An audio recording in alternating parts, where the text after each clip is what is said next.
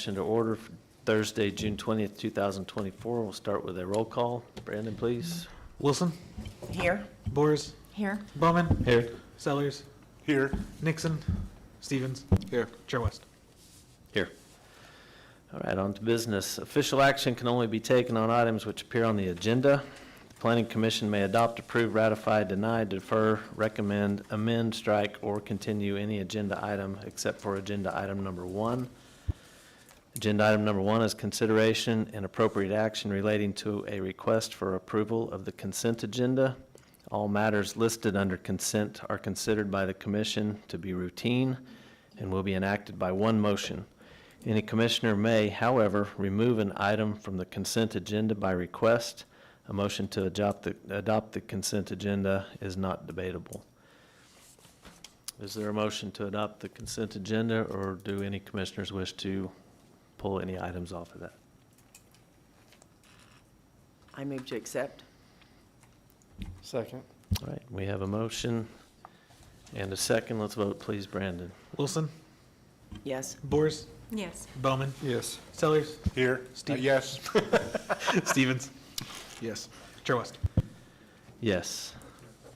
Agenda item number 2 will be pulled. Agenda item number 3 is JZ 24-692, a request by David Robertson for a rezoning from RS1 residential to LC local commercial and for a comprehensive land use map amendment to local commercial, general location 1123 West Main Street. Mrs. Hilton, you have a staff report, please. Thank you, Chair West. This is an item that Mr. Robertson, a lot of you on the Planning Commission know him, have worked with him for different reasons. Probably even some people in the audience this evening know who he is. He's had a vibrant business on this corner for a very long time.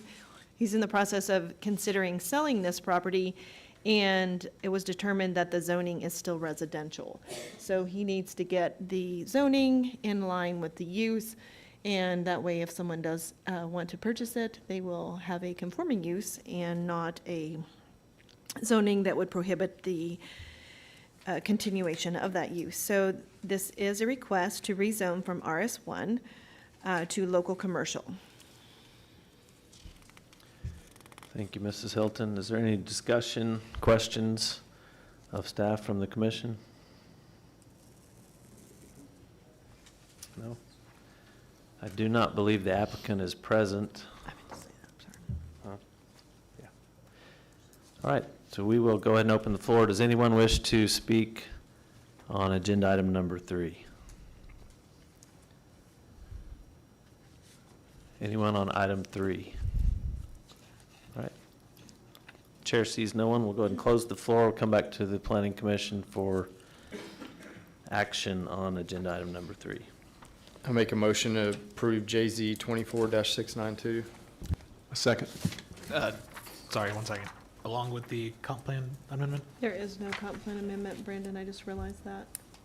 This one is local commercial. We had 2 applicants for this agenda, and both of them were on Main Street. One required a comprehensive plan amendment, and the other one did not. If you look right here, we'll confirm before we move on. That corner right there, Brandon, is pink, and that is the lot in question. Okay. Okay, so we have a proper motion and a second. Let's vote, please. Wilson. Yes. Boers. Yes. Bowman. Yes. Sellers. Yes. Stevens. Yes. Chair West. Yes. Item number 4 is JZ 24 PUD 149, a request by Tanner Consulting for approval zone change from AG agricultural to RS3 residential with planned unit development 149 overlay district. General location is 131st and Harvard. And again, Mrs. Hilton, please. Thank you, Chair West and Planning Commission. This is a request from Tanner Consulting for a single-family detached residential development. The development would include passive and active recreation. About 25% of the 73 acres will remain I would say, close to its natural state. So there will be trails and green space. About 25% of the site will stay green space. With that being said, currently the zoning is ag, and the request is RS3, which is residential single-family 3, and the PUD is 149. If you approve this, there would need to be a comp plan amendment in the future, and that would, the reason I'm saying that is because the hard northeast corner adjacent to the PSO easement is dedicated for commercial use, and so that would require a future land use change. I can bring that back if you so choose to move forward with a recommendation of approval on this. If you look at page 49 of 74, currently the lot is unplatted. It's been used as a hay pasture. I believe the Rowe family has owned this for probably generations. They sold the property to the south. They've owned hundreds of acres in the city of Jenks and some in the city of Bixby and probably other cities as well. They are slowly but surely parceling out the remaining, the balance of their land estate. So at the time of this report, I had heard from one citizen. Since that time, since the actual agenda was posted, we've had multiple residents from Providence Hills reach out to the city with concerns and questions, and I have done my best to forward all of those to you. I think I might have missed some, so I ended up printing them off for you. Mr. Phillips provided a lot of really great resources, background information, and then we had, I'll just kind of go through it if you don't mind, Brandy Benoit, Matthew Clegg, Brooke Schondelmeyer,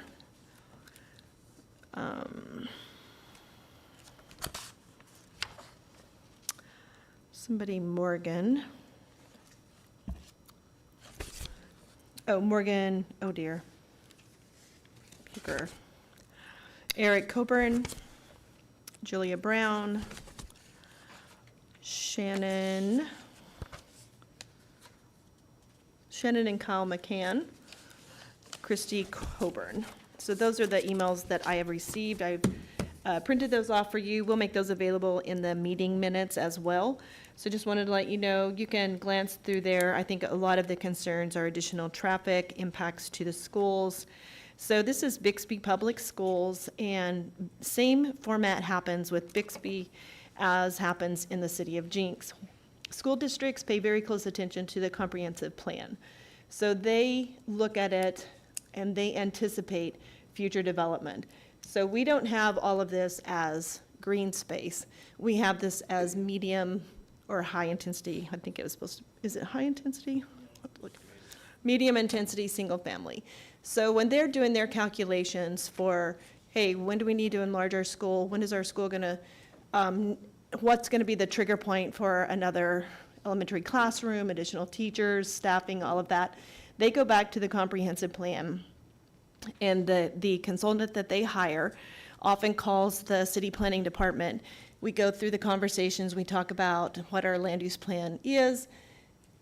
Medium intensity equals so many houses per square acre. They understand that, so they can calculate in advance the number of estimated students. So there's Mr. Byer, who used to serve on the Planning Commission, also works for the school district in Jenks, and they have very detailed calculations for how they figure how many students come out of these subdivisions, et cetera. So just to say that you should have some level of comfort that the school systems are aware of the potential development of all of this raw land. And I do know from having worked in the city of Bixby that when I was there, they did do an update, and I did speak with their consultant at that time. So there's a statement in our staff report that says private covenants, whether deed of dedication or HOA, are not enforced by the city of Jenks. This is just an FYI. A lot of times residents will say, well, my neighborhood covenants say you can't do that. But unless it's in my code, I cannot enforce it. I don't have authority to enforce other people's rules. I can only enforce my rules, if that makes sense. So this is in Council Ward 5. there are, like I already said, there's about 18 acres represented as reserve areas.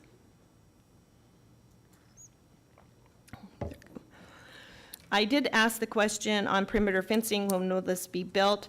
And the applicant said this is a phased project. It'll take about 10 years from probably approval date till full construction, like when everything's completed, it's about 10 years. So that's also another bonus to the, if you're concerned about transportation. Next year, there are not 400 new drivers hitting the streets. 2 years from now, there's not an additional 400. There's not 40 or 60 or 200 new students. This is a very long process. It takes a long time to get these developments fully built. They'll have landscape entries, stormwater drainage and detention. The U.S. Postal System has requested that future new developments have a cluster mailbox. I think as a resident, I probably would not be in favor of that, but that's what the federal government is asking. I don't enforce that. I don't work for the federal government. I do pass that information on to the developers, and they can hash it out with the federal government. And it looks like they are going to obey the federal law. So direct benefits to the residents, if this project is approved, there would be neighborhood parks, trails, common areas, neighborhood amenities. At the north end, there's a very large common area that will have a playground, and you can see that on page 6 of the PUD. And then there would be a sample shade structure. They are proposing 370 homes.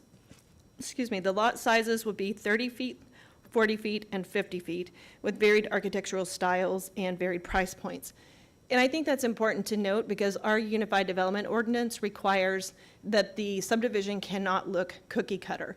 So when you're driving down Elm or some of these other streets, and you drive by a large development, they all have the same shade of shingle, they all have the same paint, they all have the same everything, and you really can't tell much one house from the other. And that was something that we codified and said, hey, you can't have these homes look identical to each other. It's just, we need more character, we need more variety, and so that will be required.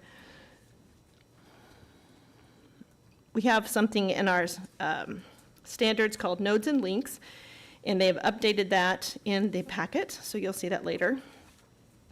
When you talk about dwelling units per acre, medium intensity in the comp plan allows 4 to 6 dwelling units per acre. And this particular subdivision is 5.3. So as a planning commission, I asked the planning commission to think about, does the comprehensive plan support the request? And in this case, the answer is yes. So this PUD has a maximum, so it has a cap of 5.1 dwelling units per acre. If you look on page 50, if you follow the staff reports very much, and this is probably that signature chart that Ms. Charlotte looks at and looks for all the time. She knows if I've written the staff report or not, because if it doesn't have this chart, I probably didn't write the staff report. Even Brandon, I've tried to train him. He just doesn't do the chart right. So this is basically the gross land area for this project is a little over 73 acres. The maximum number of lots could be 385. They've designed 370. The parking would be whatever the UDO says is what would be required, and they are willing to submit to that. The lot area for an RS3 project, so that's the underlying zoning, would be 5,000 square feet. When you do a planned unit development, again, when we updated the zoning code, it's now called the Unified Development Ordinance.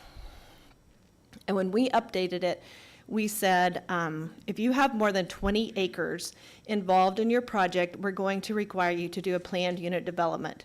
So pick the closest zoning to your project, and then on top of that, you're going to have to tell me why we should adopt this subdivision and allow you to build it in our community. So in this case, the closest single-family detached is RS3. So the lot area is 5,000, and in this case, 40% of the lots would be 3,400, 40% of the lots would be 4,400, and 20% would be 50-foot lots at 5,500. The lot area per dwelling unit is required to be 5,000, and you can see the calculations there, and the lot width for an RS3. And this is based on, this is not just a random number that we picked out. When we were going through the Unified Development Ordinance and adopting it, we looked at what is actually built in the city of Jenks. And we matched what has been built for the last 20 years with the code. And so a true RS3 is built all over the city, but it's been called an RS1. For whatever reason, in the past, it was never really a priority. The underlying zoning was never really a priority. They just called it whatever they wanted, and then they put all the conditions that they wanted on top of that. That's not my philosophy or how I like to do things. I want the applicant to get as close to the actual zoning as they can.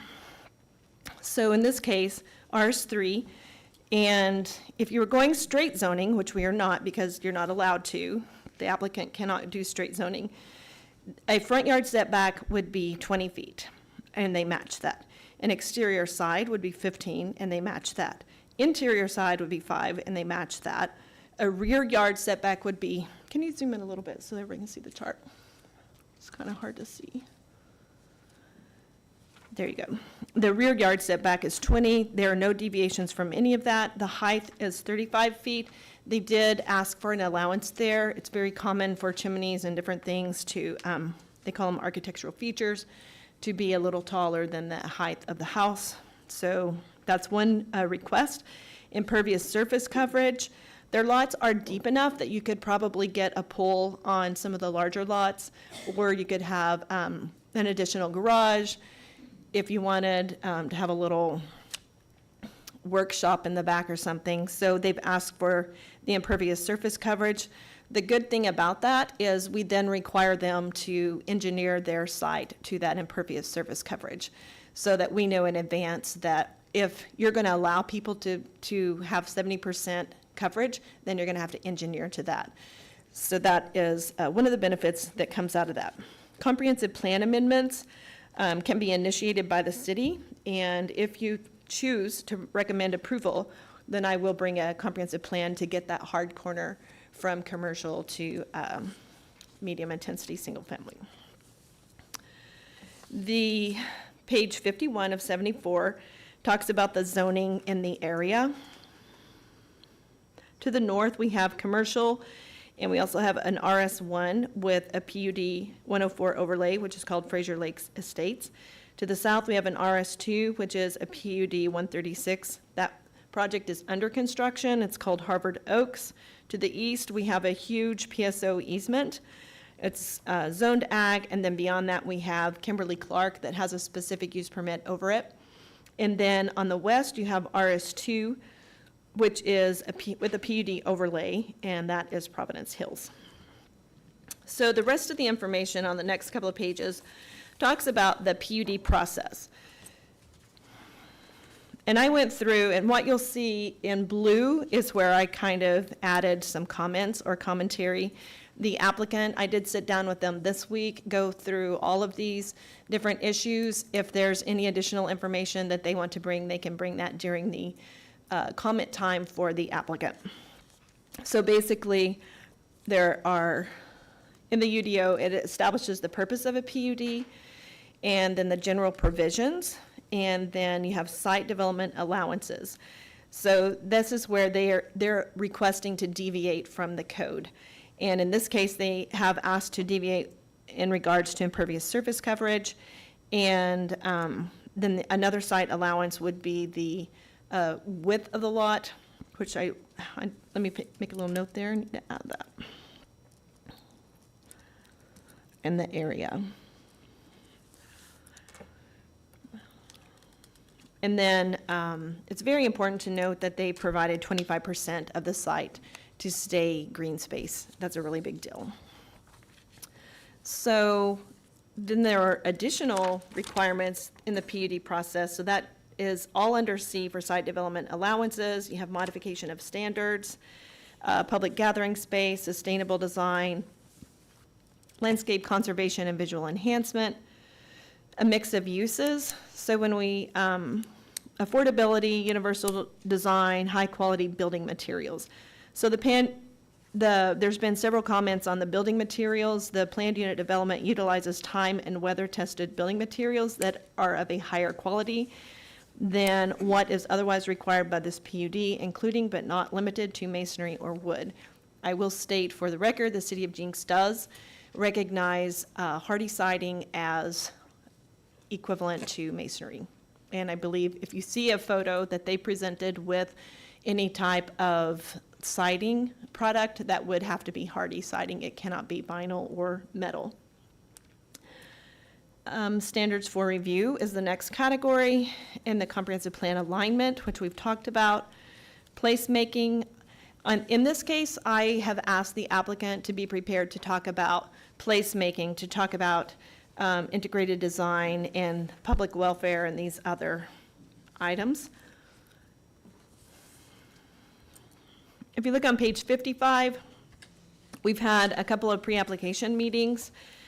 If you look at F, hearing and recommendation by the Planning Commission, the Planning Commission tonight can approve. They can approve with modifications, or they can deny the PUD based on the applicable review criteria.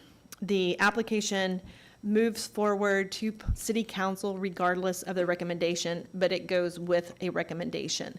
So if they recommend approval, I will write a new staff report for City Council, and it will say this application was reviewed on June 20th at Planning Commission, and Planning Commission has recommended approval with conditions, or has denied it, or has recommended approval, and they will have the same information, and they will review it as well. There is an expiration date. Let's see, staff comments and conditions. So one of the big things that we established in the UDO was the garage setback, and the client is willing to meet that garage setback. That was primarily because we did not want cars sticking over into the sidewalk area. The sidewalks, one exception that they are asking for internally, to do 4-foot sidewalks instead of 5. And then on the perimeter at 131st, along Kimberly Clark and along Harvard, they would do the 5-foot sidewalk. There's a sidewalk and trails access to Kimberly Clark. We have met with Kimberly Clark. Staff has this week, had a great conversation. I'm going to be getting some material from them on that. They adjusted their links and nodes. Again, that's how many times does a road intersect. So the road is the link and the node is the intersection. So we have a formula in our Unified Development Ordinance that tells you what that has to be. Street trees. In the Unified Development Ordinance, you're required to have 1 tree per every 40 feet. In this case, they said they will plant a tree equivalent to what is required, but it will be on every lot. So every lot will have a street tree. That's a big deal, because if it was 1 per every 40 feet and you have a 30-foot lot, then you would only have maybe 1 every 1.5 lots. So I appreciate that. Questions from staff. We talked about phasing. It is a 10-year phased project. The subdivision regulations, I just said make sure that you are aware of the subdivision regulations. Our subdivision regulations are Section 8 of the Unified Development Ordinance. A traffic impact analysis is required. So one of the questions that I've gotten over and over and over during this last couple of days is, we need to talk about traffic. Traffic is going to be very important. We got to make sure that everything is done well and safely. And that's why the Unified Development Ordinance requires a traffic impact analysis. It does not come prior to the approval of the land use. The reason is, quite simply, we don't do the engineering, we don't do the traffic study until we know if council is even going to allow them to move forward. So if you can't sewer a project, you don't get to build it. If you can't get water, if you can't find a solution for sewer, water, electric, you don't get to build it. If you can't afford to do what the TIA says, the traffic impact analysis, if it were to say right turns only, I don't know what it would say, but if it said that and you can't afford in your budget as a developer to include that cost, then most likely they wouldn't get to build the project. So there's no guarantee. Anytime a project is approved does not mean it will get built, because there's a lot of other steps following the land use. So the question before the Planning Commission this evening is really, is this the right place for a residential subdivision? And if it is the density acceptable at this location? So the comprehensive plan was established in 2020, it was approved, and the comprehensive plan says, yes, this is the right density, and it is an acceptable location. So if you look at page 57, I included a map showing the different school districts. So the arrow shows the location of the project. It is in Bixby Public Schools. The pink, I called it pink, it looks kind of, I don't know what color you call it. Is it? Salmon. That one is Glenpool, so you know we have a project in Glenpool School Districts coming. And then the yellowy orange color, I think I called it tan, is Jenks Public Schools. So it's very interesting to me that all across Oklahoma that the school districts do not follow the city limits, and that's fine. So the city of Jenks actually has 3 school districts within our boundaries, which is something that we should always keep in mind. The comprehensive plan, right below that, shows medium intensity single family and local commercial. The reason that it has local commercial, there have been ongoing talks for decades, but very seriously in the last couple of years about a bridge at 131st. And it would be nice if we could capture some of those tax dollars and get some retail sales at 131st. So that's the reason that it was originally on the comprehensive plan for local commercial. We had previously had it was never an application, but a conversation with a developer who asked if we would consider removing that. In the end, we said we would because of the PSO easement, et cetera. It just made sense that it could be, it could actually be residential. And then also this particular entity is not purchasing the hard corner at 131st and Harvard. There's quite a bit of land still there, and we could actually swap the commercial there for the other portion, the balance of the row property on Harvard and 131st. So, that's a lot. I think that's about it. So on page 58, you start looking at the actual PUD document. Tanner Consulting does a great job of giving us a lot of information. And then probably the thing that you're most interested in is looking at that exhibit on page 63, which kind of shows a site plan. And on page 64, you can see a zoomed in version of that amenity there. And they did what I asked in the development standards. They did include my chart as best they could. I thought they did a better job than most applicants do. Then they have the development standards on page 67. And then what you'll see on page 70 is actually that updated links and nodes. So every place that you see a green circle is a node, and every place you see a red circle is a link. If you continue looking, the radius report that went out is on page 71. You can see there's a lot of land left that could be commercial, at least a portion of that. And on 72, when they ask if they could do 30-foot lots, personally, Brandon, can you rotate that?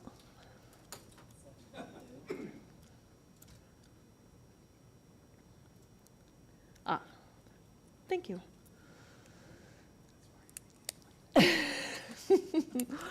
So this is I said, I'm going to need to see what in the world a 30-foot lot would look like, and that this would be a sample of a product for a 30-foot lot. They have a side entrance on this one. It's a 2-story. That's pretty much what it could look like. If you want to go to the next one, they provided 3 samples. I think all 3 of these are 30-foot lots. So there's a little, also a side entrance. You can see the sidewalk coming around. This one actually has a front entrance for the resident. So that's what I have. At this point, staff has worked with the consultant to get the best product that I possibly can get to you to review tonight and to consider. The applicant is present to answer questions if there's anything that I haven't answered at this point. And I think that there are quite a few residents that'll want to speak up as well. Thank you, Mrs. Hilton. First of all, those pictures are nice and those homes are cute and very deceptive, because as they're shown there, that's one house on one lot and everything else is empty. And in reality, I believe it's 5 and 5 on either side. 5 feet on the right, 5 feet on the left, another one starts. So that that looks a little country living there, but that's not the case. I had a question from the evaluation UDO language.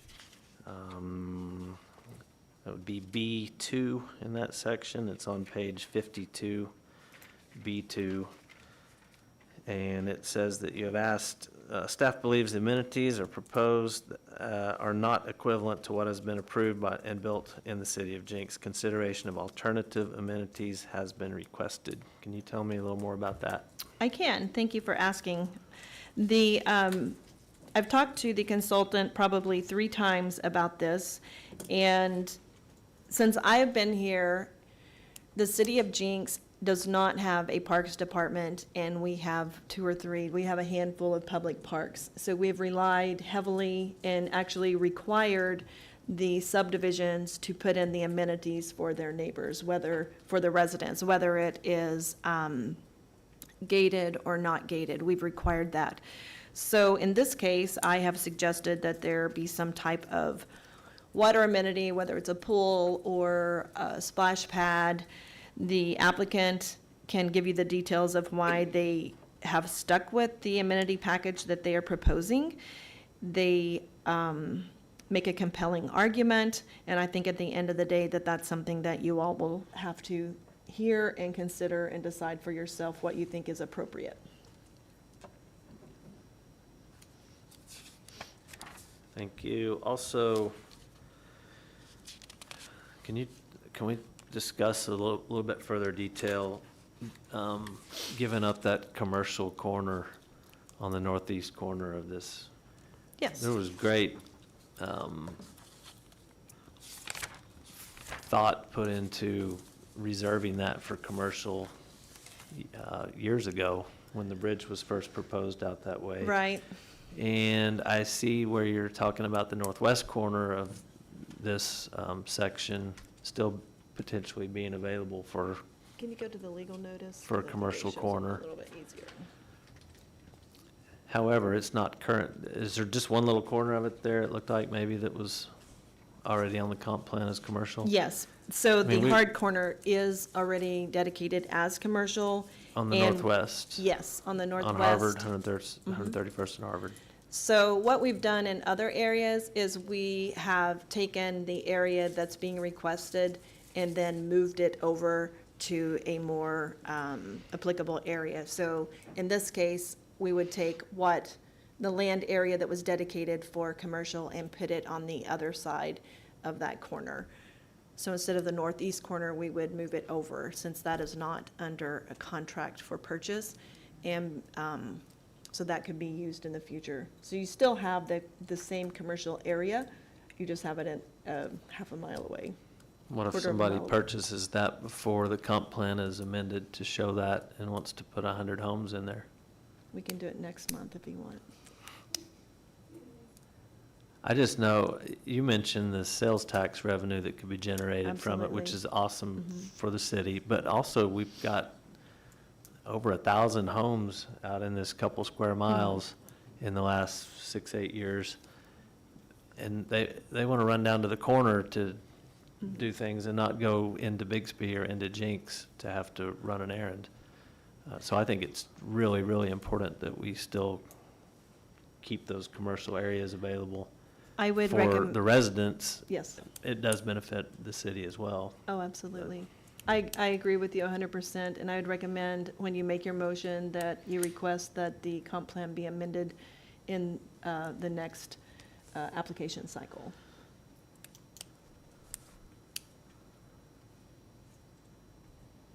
And then a couple more real quickly. The comp plan does currently say or read that this is available and desirable for residential, correct? Yes, sir. And that would meet the density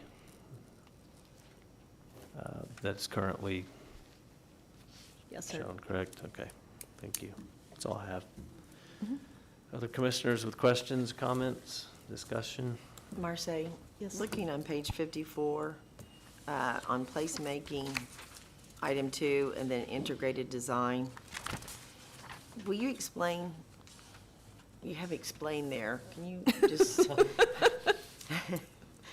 explain that? Yes, so this particular, so if you go all the way up to D, which is actually on page 53, it says approval of development through the use of planned unit development process will be considered by the city only in direct response to the accrual of tangible benefits from the planned unit development to the city or the neighborhood in which it would be located. These benefits shall be in the form of exceptional amenities, outstanding environmental, landscape, architecture.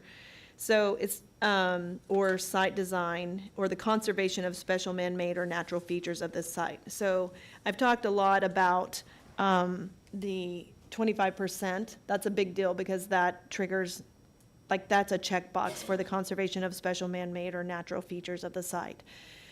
Site design, it is like a kind of a cottage cluster. So we have that in the UDO.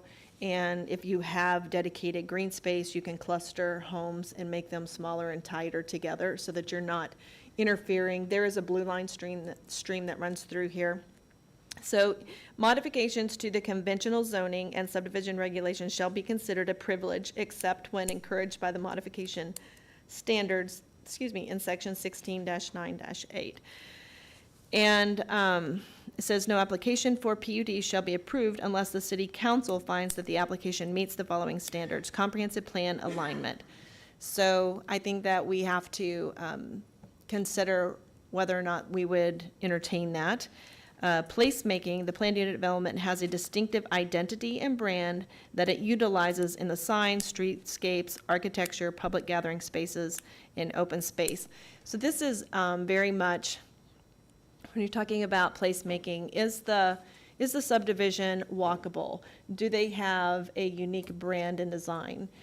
I've seen subdivisions advertise beautiful, like they have a very specific feel about their subdivision, even though there's one on Sheridan at south of 121st, and I love their signs. I think Tanner Consulting did that one. They had huge, beautiful signs of children playing with balls, and like every time you would go, every 200 feet, there was another huge, beautiful advertisement. So that's part of that placemaking, establishing an identity and pride of ownership. So we're proud to be part of this community. We're proud to be, and these are our colors, and this is, it's walkable. I can get from my house to the trail in the south corner. I can go see whoever, my neighbor, my friend, my mother, over on the other side. So you have a cohesive subdivision that flows easily, is safe for people to move around. So in a downtown, it would be similar. So you're talking about, is it safe to get from the end of Main Street, from First Street? Does it feel safe? It's going to be the same questions. How does it feel to travel through this neighborhood?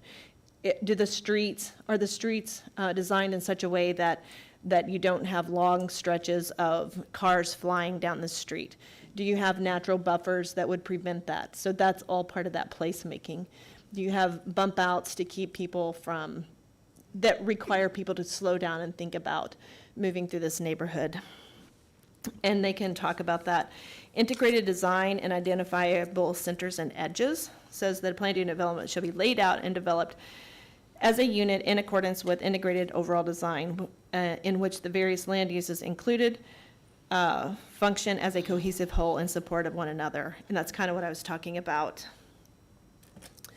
Even if I live on a lot that's 30 feet wide, can I safely maneuver my family, my child, my grandchild from my house to the public park or to the trail without feeling like I might be risking my life because of the traffic or because of the lack of quality in the landscaping or entrances or lighting? Maybe there's not adequate lighting. So is the park well lit?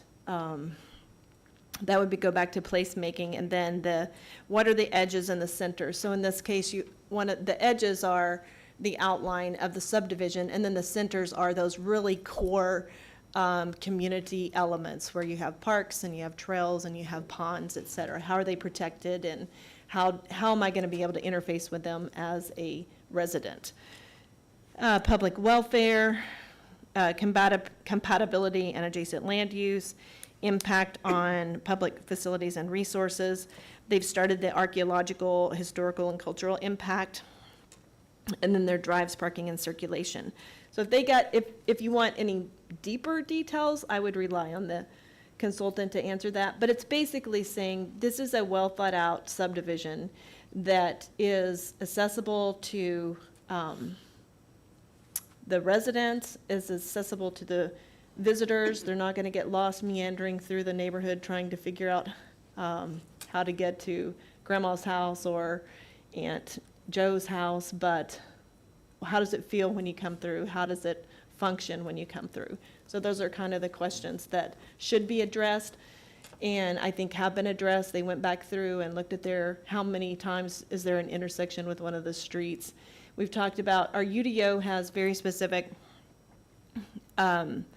elements that if there's an intersection that feels dangerous, you can do a bump out where you have landscaping that kind of narrows down the intersection. So as a driver, you generally automatically slow down because there's something that forces you to pay attention.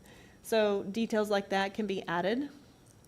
Okay. So that's kind of did I answer your question? I feel Yes. like, Yes. okay. And so just one more, it shows here that they requested the internal sidewalks to be 4 feet versus 5. Why is that?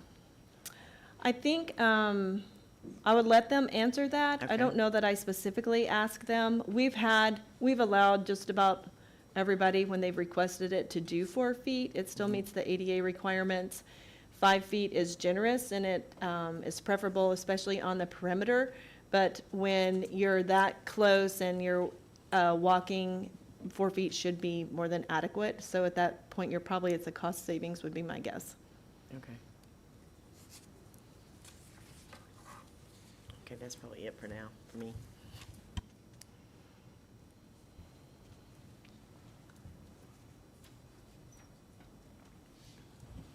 The houses look very small. Do you know what the square footage is on those?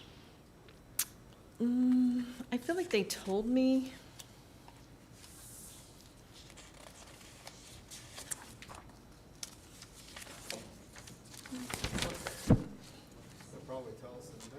Yeah, well, we can ask them.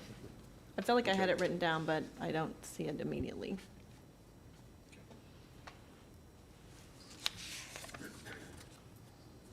Good. All right. I believe the applicant is present. If they would like to come forward, please give your name, address, and your presentation. Thank you.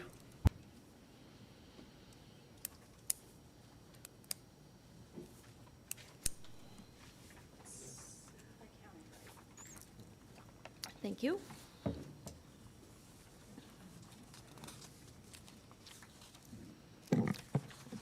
Good evening. My name is Megan Pasco. I work for Tanner Consulting, 5323 South Lewis Avenue. I'm a professional civil engineer at Tanner Consulting. Also with me today is Zach Roach, an employee of Roush Coleman Homes. So we're going to kind of tag team this. I'm going to give you some information and then turn it over to him. I do have to say that Marseille kind of stole my thunder and covered a lot that I was going to cover, and I appreciate that, less that I have to talk. So Marseille did a great job, and I wish it was like that everywhere. So as you've heard, River Falls is a planned single-family residential neighborhood. Our goal is to create a place where people are excited to live and bring the opportunity of homeownership to Jenks, where right now there may be some who don't have that opportunity. And I want to remind you all as we go through this presentation that a decrease in square footage and a decrease in lot width does not equal a decrease in quality of construction or a decrease in the quality of life. Sometimes in the world we live in today, we can be very materialistic, myself included. So quality or quantity does not equal quality, and that is definitely the case for this development. Marseille did a really good job of covering the basics of what we're asking for. One thing I do want to clarify is that in the staff report, there is a list of things that Planning Commission is asked and Council is asked to consider when considering a PUD. And Marseille, please correct me if I'm wrong. One of those things that may qualify us for a PUD is items under modification standards. So C2E, affordability. As written in the UDO, affordability states, the planned unit development includes residential dwellings that are deed restricted for households that make less than or equal to 80% of the area median income.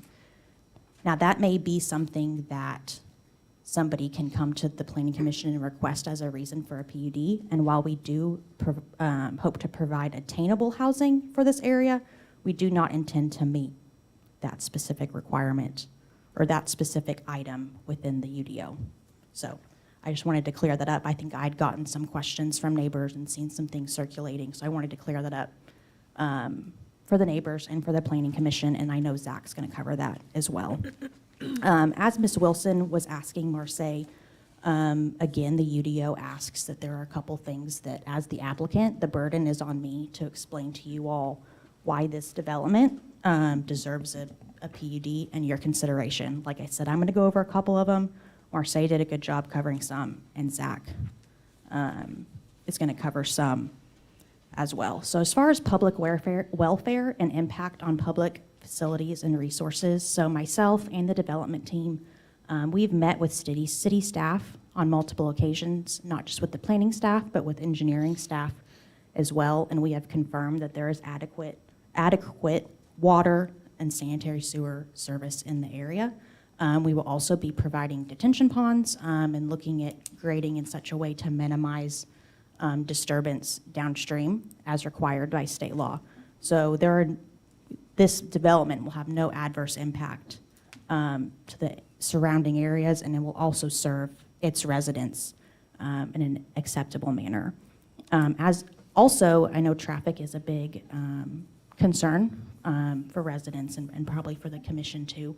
Right-of-way along 131st and Harvard will be dedicated as part of this process. Both of those roads are classified as secondary arterials on the NCOG Major Street and Highway Plan, which means that the ultimate design for those roads is 4 lanes of traffic. So as we talked about, this is a phased project that will be at least 10 years from today to the time of the last person moving in. So that's a lot of time for the county, for the city to be thinking about widening that road and making adjustments for these future homeowners, as well as providing the ample open space. One of the UDO requirements is to make sure we're not having an adverse impact on health, welfare, air quality surrounding ourselves and the neighbors. And that open space, that 25% open space is really going to make a big impact on that, as well as our landscaping.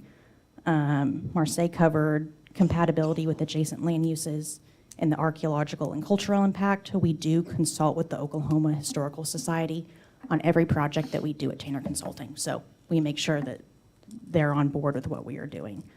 On the drives, parking and circulation, parking will be provided on each lot. There will be parking lots at both amenity areas, trails, sidewalks. We have met the UDO ratio requirement with our new site plan. As Marseille mentioned, we will be installing a sidewalk along Kimberly Clark Place. That's within the PSO easement, so not on our property, but going ahead and going out to that public right-of-way, because we know it's important to have that sidewalk. And the developer has said that they will install that sidewalk for residents. I know that there has been a lot of questions from the neighbors, so I'm going to turn this over to Zach, let him cover some things, and then I know the neighbors may speak, have some questions, you all may speak and have some questions, so Zach and myself will then come back up after and answer some of the questions that you guys may have, if that works for you guys. I don't know if you really have another choice but to be here, so thanks.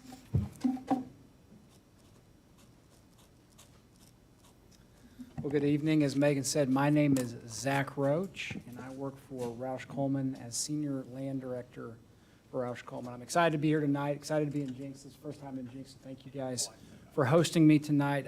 3158 South 108th East Avenue in Tulsa is my address. Just real quick, I want to talk a little bit about Roush Coleman Homes. Roush Coleman is a builder that has been around for 65 years. We are in 7 states, have built over 30,000 homes. And the reason I want to start with that is that talks and speaks to longevity. I don't know how many developers and builders you have appear before you on a monthly basis, but I can tell you that you get a lot of guys in here that I'm sure in the back of your minds you wonder, will they be here a week, a month, and in a year? And the company that I work for has been doing this for 65 years. And so I think that's important to highlight just in terms of longevity of the company. The company has been around. When we go into a community, we put down roots and we stay where we're at and invest in that community. I think the body of work that we have speaks to that as well. Just real quick about the quality before I dive into the amenity piece, because that's really my fun part, and Marseille's heard the speech in her office earlier this week, so thank you. But I want to talk about just one of the aspects of quality in the communities that we do. Our warranty is second to none and unparalleled in the industry. We do a 1, 2, and 10 warranty. The 1-year warranty is what I call the front door to back door warranty, and that's going to cover everything on the inside in terms of like paint, cabinets, fixtures, tile, carpet, and things like that. So for that first year, everything is covered. The 2-year warranty is covering the bones of the home, and that's going to cover things like mechanical and AC systems. And then the 10-year warranty is going to cover just the base, the foundation of the homes, and that's going to be for things like the slab, the beams, the columns, and the roof. And so as we talk about, and as Megan highlighted, I think it's important to note that the obtainability of these homes does not compromise whatsoever on the quality. In fact, I would put it up there beyond anybody in the industry. In addition to that, I want to take a moment to talk just about the layout. And we have heard Ms. Wilson talk about placemaking. This is something I'm really passionate about. Is there a clicker that I can just click? Okay. Brandon is my clicker. All right, thank you, Brandon. The layout here is going to be really, really conducive to something that I really enjoy, which is the common area space. And so as a developer, we are committed to doing the trails, the walking areas, the green spaces. And that's something that many developers do. But there's something that's very specific to this development that a lot of developers, in my estimation, get wrong, and that is the fencing, okay? And so you've got these beautiful views that we want to keep. We're going to spend money on doing these walking trails. And then you go and you put up a 6-foot privacy fence. Brandon, can we slide down to that picture of the fence? This is shot outside of my home in Norman, Oklahoma. This is what I have dubbed our social fence. It's a 4-foot split rail fence, and it's something I want to bring to this community. The reason I want to bring this community is for a lot of different reasons, not the least of which is safety. I'm married to my wife, Emily, have been for 13 years. We have 3 small children, Cade, Riker, and Ember, and we have something in our community that I hope to bring to your community, which is a 4-foot fence backing up on a green area with a walking trail. So how does this tie into placemaking? Well, a lot of different ways. The number one way is sight lines. So when you have a walking trail and a green space, if you don't have sight lines on that, that becomes an area that can become and feel unsafe. And so my wife, when she's walking with the kids, has the stroller, has the babies, feels like if something were to go wrong, she could probably chuck all 3 of those kids over the fence and go bang on somebody's back door and get help if she needed to. And she's right. And it's because we know all of our neighbors through the back of our home. I don't know if you guys are familiar with housing standards and AC and how that's impacted the community feel of neighborhoods, but a long time ago, we had homes that didn't have AC centralized units. And so what you would get is you would get homes that had east-west windows and north-south windows. And what people would do at night would be they would open up those windows, they would let that breeze come through, And they would sit on their homes and drink a glass of iced tea or lemonade on the front porch, and they would get to know their neighbors. With the advent of AC, that has gone away, and I'm as guilty of it as the next guy. I'll go into my garage, I'll shut that garage, I'll go and watch whatever program or news channel I want to watch, I'll hide from my neighbors, and I won't engage with them. And that's a great way not to have good community. So what these elements do in this community is we open that up. Now, if you have small children, like I do, you will send them in the backyard, or I will go in my backyard to hang out. And that's where I know all of my neighbors, is through that backyard, through that 4-foot fence. And so having those neighbors, having those connections is vital to me. So we want to make sure that we encourage to have those connections in this neighborhood that we're going to bring to you. Another reason that I think this is an important element on these walking trails, I have kids that I'm trying to raise to be independent kids. One of the things that I struggle with as a child of the 80s, I was the guy that walked a half mile uphill both ways in the snow, just like many of you guys did, to school, and my parents didn't think anything about it. As we've gotten more and more progressively insulated of our children, we're not letting them have those same experiences. And so I get it. I'm scared. I'm loath to let my kids go out in the front yard. I don't want them to have distracted drivers. I don't want them to get backed over with cars. And so what I will do is I will send them into that backyard. With a fence like this, with a common area like we want to bring to your communities, they can't help but to get to know their neighbors. I know all my neighbors' dogs. I know all my neighbors' names. They know my kids. We see Sam and Jonah on the soccer field or on the common area or on the walking trails, and my kids are jumping over the fence. Let's go. We want to go play with them. And that's called community. That's how you build community in an area like this. And so I think it's vital to make sure that you have those sight lines, that you open up onto those common areas, walking trails. Another thing I want to touch on real quick is the amenity package, because I know that's come up, and that's something that I want to talk about, how we invest our dollars. I've got when we do neighborhoods like this, we've committed to two things primarily. I call them the sanitized play place, and I call it the imaginative play place. And so what is that? Well, sanitized play place is just that. It's a great playground. It's going to be built by a professional playground installer. It will be just like you see in your city parks and in your community playgrounds and your schools, and it will have that. And I think that's an important part. I'm a big proponent of it. And so my wife has got an extra hour, and we want to go burn energy off the kids. We take them to the swing set, and we can throw them on there. They can run around, have fun time, then jump in the SUV and go shopping, and they're not getting dirty. But just as important, and if not more important than that, is the natural play spaces in my mind. And this is something that I'm really excited about for this development. So if you'll look at that area, you've got ample opportunity for ponds, for walking trails, for some natural areas for kids to go down. And that's where the fun happens, because what I know about sanitized play places is that they're good for having lots of rules. So I have to tell my 4-year-old, no, you can't pick the mulch up and throw it on your brother's head on the slide. No, Cade, you can't jump off the 8-foot-tall swing set onto the slides. You can't do this. There's lots and lots of rules to keep those things safe, and those are good rules. But in the free play spaces, in the imaginative play spaces, that's where the fun happens. I've got, if we can go back to that slide next to my fence, yeah. There is a creek next to my home. It's just a ditch that we put in.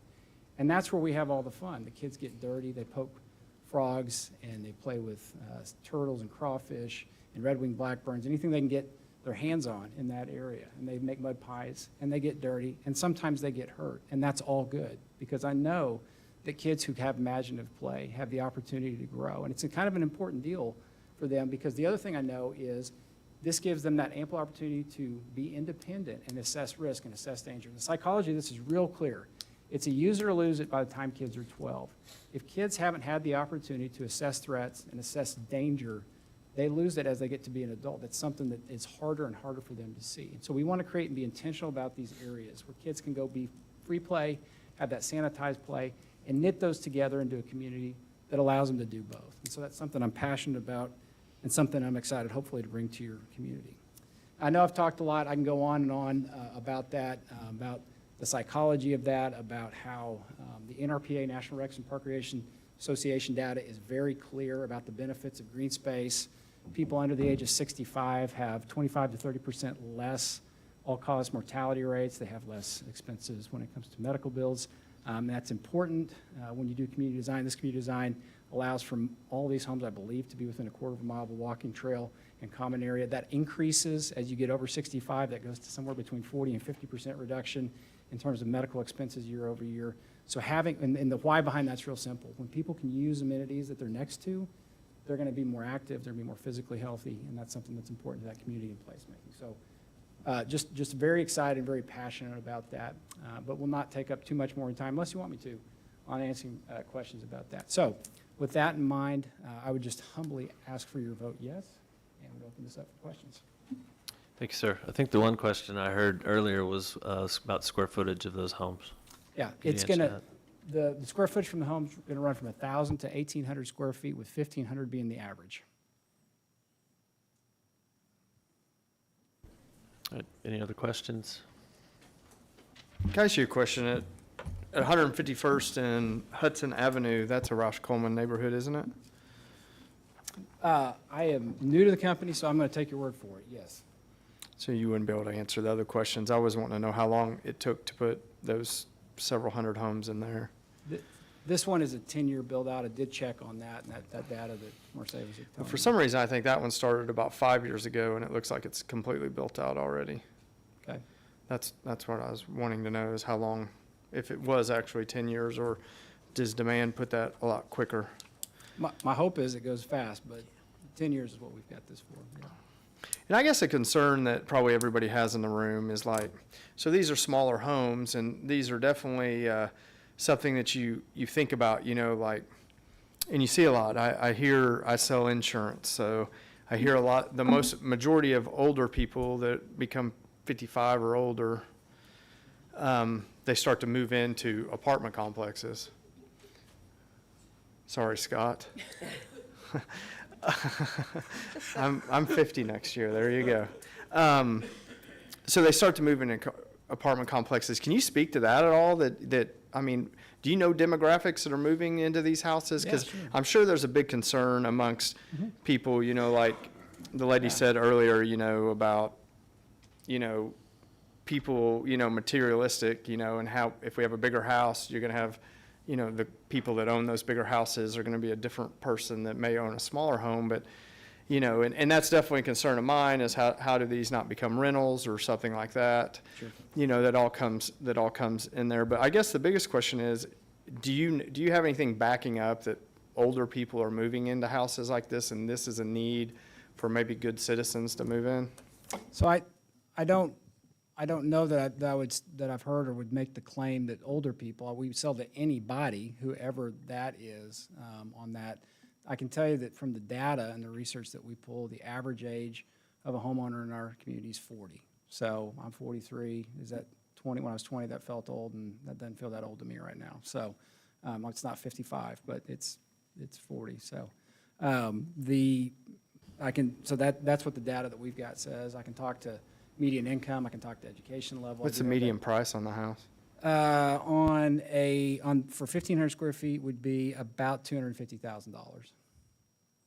And that's going to vary, that's round numbers, it's going to vary, you know, it's kind of like a car. You say, well, how much does a car cost per pound? It's like, well, do you get leather seats, or do you have, you know, the standard cloth stuff? It can go up and down depending on what people put in it.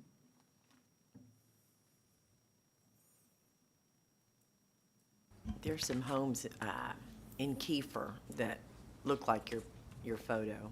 Did you do those homes? I'm not aware, did we do anything in Kiefer, Mitchell? No, we have not done the Kiefer Okay. there. They just kind of stick out when you're driving through Kiefer. Yeah, my question is about the photos. There are a couple of photos towards the back that has like brick housing, 3-bedroom, 2-bath garage. What are those versus what these other photos are? Is that, which one? So we specifically started with because the biggest concern was the 30-foot product line. We'd heard that we needed to make sure and show what that looked like. So the original one in the packet that we saw that was turned to the side, which I promise we won't build them that way. Yep, that's 30-foot product line. That's 30-foot product line. That's 30-foot product line right there. Did we get the other? There we go. Okay.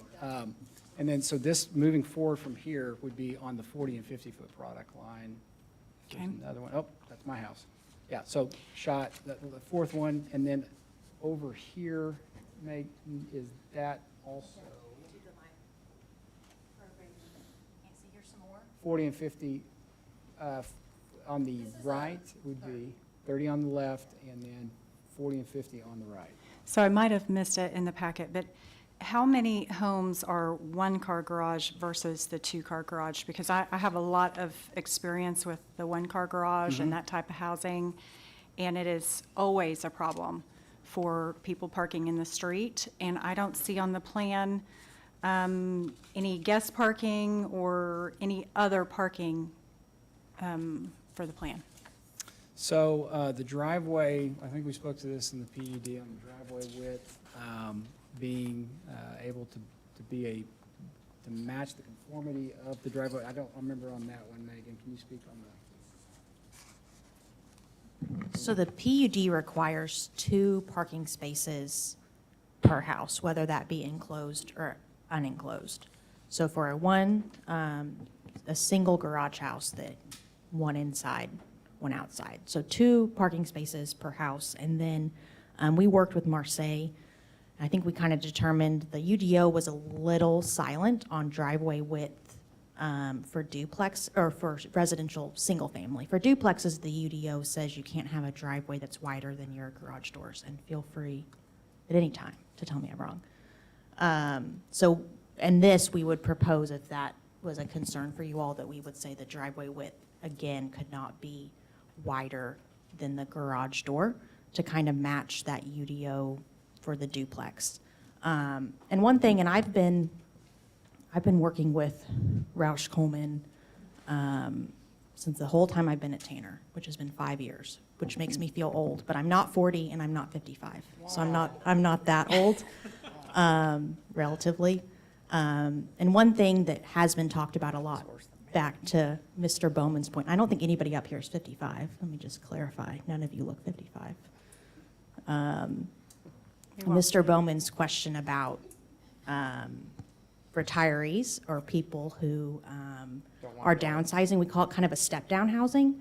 So really, I see this neighborhood as both, as kind of somewhere that people can go and buy a house.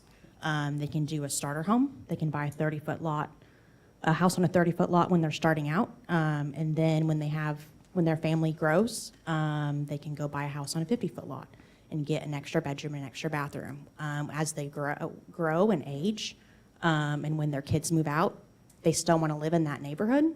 Now they can step down back to a 2-bedroom, 1-bath, or 2-bed, 2-bath, to still be in the same area as their kids, as their grandkids. It's really providing a place that families of all generations can live. So I really do see this as a place for retirees, for people who don't want a lot of maintenance, and even for myself, not that you guys care. I mean, I'm sure someone cares. Like, for me, this hits home. So I'm married. I do have a husband, and he goes to work most days, I think. So I'm lucky to have a dual income. No kids, dual income. I think people call that DINK, I've been told. I have 2 younger brothers. They both went to TU for music education. I did not get any of the musical talent in the family. Matt just graduated from TU and has accepted a job in Okmulgee as the assistant band director for Okmulgee Public Schools. And we are super excited for him until we found out how much money he would be making. First year teachers in Oklahoma start out at $39,000 a year. And we are all scratching our heads. Where do you go? Where do you live? Because we don't know where he doesn't know where to go. But the thing for him is he loves what he does. He is passionate, and he wants to make a difference in kids' lives. But there's nowhere for him to go buy a house, and nowhere for him to start building equity, and nowhere for him to start building his life. So this has nothing to do with the question you asked, or what Zach asked me to talk about. But I see this development as a place for someone like my brother, who needs somewhere to start out, who needs somewhere to start building equity until he finds a wife, who hopefully is not in music education. Although they would survive, but that is not our goal for him. Anyway.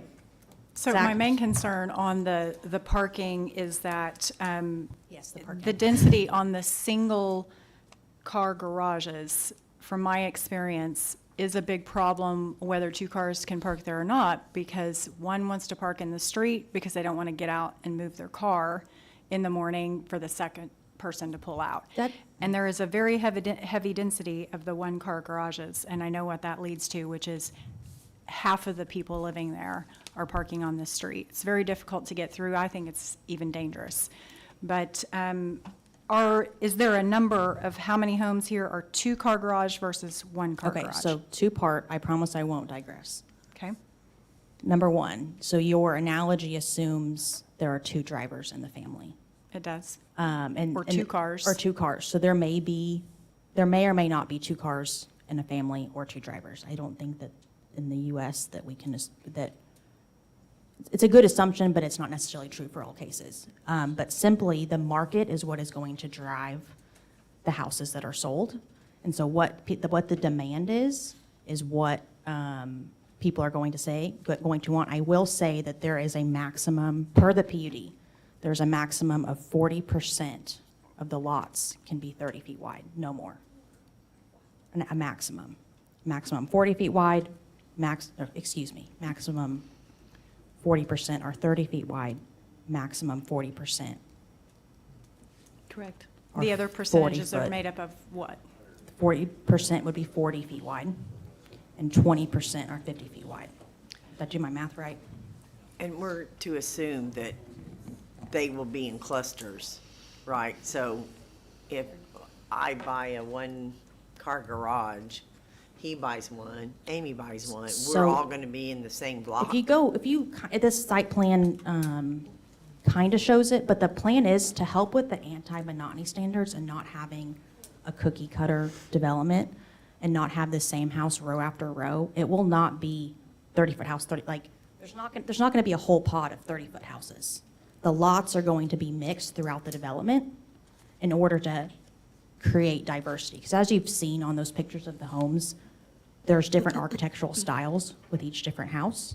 So we want to spread them out throughout the development. So no, there might be a 30-foot house and then a 50-foot lot and then a 30-foot lot and then a 40-foot lot. So the impact to my value, though, could be skewed because I'm living on a 30, but maybe there's a 50 beside me, right? I mean, have you looked I into- would not, you want to speak to that? Yes, so home value and home size is a paradoxical relationship. And so the most expensive homes that we build per square foot are actually the smallest homes. And there's some house engineering stuff that goes into that. But long story short, if you're going to build a bathroom and you build it on a 1,000 square foot house versus a 1,500 square foot house, there's more square feet to divide it over. So I've heard many times when people say, well, 1,000 square foot house. Well, first of all, we build some, but the vast majority of the homes that we're going to build in here are in that 1,500, 1,600, 1,400 square foot range because that's what the market usually wants. It is the market's decision ultimately. But secondly, the smaller the home, generally speaking, the more costly it is per square foot. So when you're doing comps in an area, you're actually going to be pulling that up with the small houses. And I've seen that over and over again in the markets that we've been in where it's just there's less square feet to spread it over, and that actually ends up helping that argument. So to expand on what Amy is talking about, how wide are the streets going to be? Are they going to be 3-car width?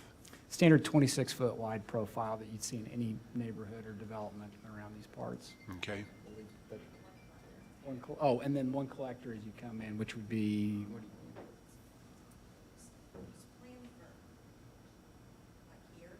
Okay. There's the new site plan that you all may have seen, and it makes more sense, the site plan. The collector is more down and out. Do we have the node map available, Brandon? So there's going to be enough room for a car on both sides to park, plus a car to get through. And that's going to be driven by fire code at a minimum. You're going to have to get an emergency vehicle through those for sure. Will the curbs be hardcore curbs, or will they be rounded curbs? I'm assuming 6-inch mountable, but we could do either. So I prefer the mountable for a cost standpoint, but we do both. So, Just so the cars aren't halfway in the yards, too. yes. The code has a section and. Thank you, Brandon. You can see an illustration it's section 6, and it specifically addresses parking pads. So they would be allowed to have a parking pad adjacent to their drive aisle if they need an additional parking space. So even though they are providing one by one inside and one outside, they could build a parking pad, and there's standards for that if they have an additional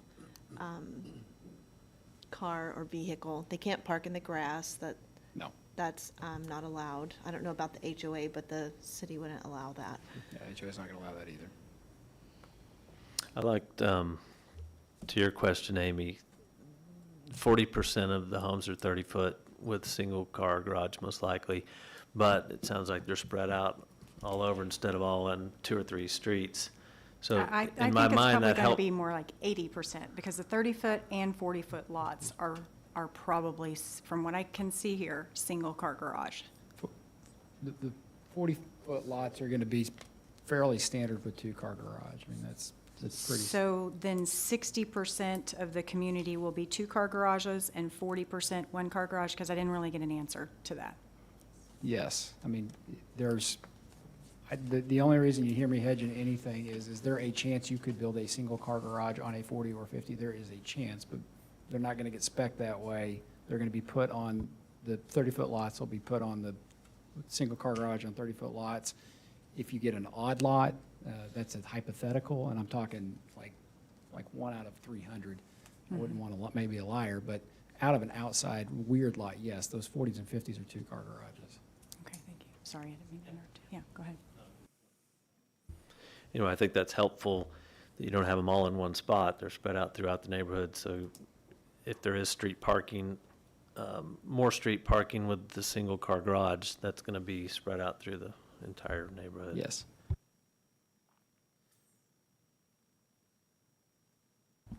Yeah, I mean, I think, I appreciate the split rail fencing. I like that a lot more than the picket fence. It's just personal. The 6-foot picket, I think, is kind of ugly, but that's just mine. And those always look bad after a few years, but I do appreciate the green spaces. I think that's very, very nice. I'm not understanding so much the side entry on some of these homes with only a 5-foot setback. I think 5 feet is very slim to have side entry, so that would be a concern of mine, so probably just a comment. I don't really see where, I mean, I see a couple of park areas with a trail around it, but I don't see a walking trail through the thing. Maybe I'm just misunderstanding what that is. Sure. So I didn't see a walking trail per se. Can we, oh, yep. So, I'll try not to wax poetic on this because I really like this stuff. Okay. Do you want me to address that, or was No, that I just a mean, comment? just, is there a trail throughout or around the community that I'm missing, or is it just a couple of spots with, around a pond? It's a series of podded out trail systems, but one of the things that we like, that I really enjoy about this, is there's this thing called the quarter-mile rule of design, and that what says this: in order to mitigate and encourage pedestrian traffic, what you want to do is you want to make amenities accessible within a quarter of a mile. And the reason and it's not as the crow flies, it's as the guy walks or the gal walks, right? So you want to have disconnected common areas to be able to encourage people to have that. So that green space, NRPA rule I told you about, health and wellness, that is predicated on or built on top of having that quarter-mile access. And so people won't walk to places they can't get to. So if you can take those common areas and spread them out, you're more likely to encourage that, and then you're going to reap all the ecological benefits that go with it, which is, reduce traffic, reduce pollution, and all those things. And so the intention on that is to drive home that through design and make it accessible for that walking. Okay. I mean, my daughter's a teacher, so I certainly understand the need for housing in the $250,000 range. I mean, I certainly agree with that. Why this density? Is it just dollars? Is there a possibility of having, less than 300 and whatever that number is homes? I mean, it seems pretty dense to me, and despite the UDO, I just have a lot of experience with this, the one-car garages, 40% of the property. I just know what it looks like Yeah. after a bit. So that's a great question, and I thank you for asking that, because I would like to address this. Megan and I share an affinity for the affordable homes. I was born and raised in Edmond. My dad was a teacher. We were on a single teacher salary, and I lived in a 1,000-square-foot home with a one-car garage. So I am these people. I was fortunate enough to have parents who were passionate about education. Both of them were teachers. We didn't have a lot of money, but I was in a good school system, and I've leveraged that into being a college graduate and a grad school, and I think a successful career with a happy family. And so those are really important in terms of obtainability. And so the reason that we want to have density, and specifically the reason that we're asking for 30-foot lots, is as housing prices have gotten increasingly out of whack, the way to combat that and the way to bring in what I think is a noble endeavor, and that is, as you alluded to, having teachers, being able to afford this for teachers and firefighters and police officers, taking that lot and helping to shrink that lot size down means I can pass that savings along to the customer. I won't bore you to tears with the math, but the math is I make the same amount of money per front foot of lot, whether it's a 30-foot lot or a 60-foot lot. It's just cost to the end consumer. So it costs me the same amount of money to put in that sewer pipe and that street and that water pipe. But when I can come in with a smaller lot, I can pass that savings. Let's say it's $1,000 that it costs me. That's not the number. Let's just say that's it. Instead of a $60,000 lot, I can charge a $30,000 lot, but I can take that $30,000 and pass that back along to somebody who's buying a home. Well, here's what I know from the demographics and the data. For every $1,000 that we raise a price on a home, 107,000 Americans are priced out. So we are trying to keep these lots, the size and the affordability, where it's at to be able to capture as many people as we can within the market. So going back to your question on density, that's the why behind that.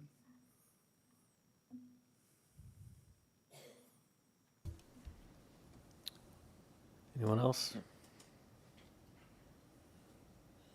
All right, thank you, sir. Thank you. I think before with the amount of people we have present, I think before we go to public comment, we'll take about a 5-minute break, and we will reconvene right at 7:30 and have the public comment portion. Thank you.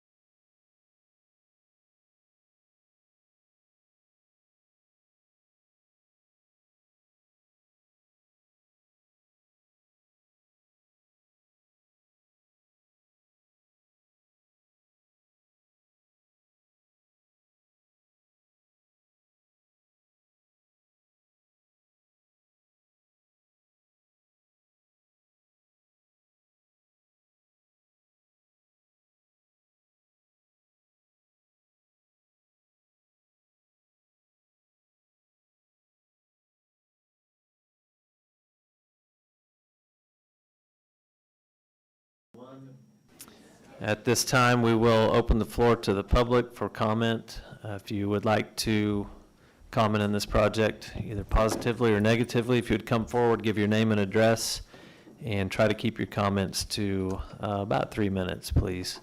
Try not to repeat over and over and over what your neighbor may have said, and we'll try to keep this going as quickly as we can. Yes, ma'am. Come on down. I didn't prepare enough copies for everybody, so sharing is caring.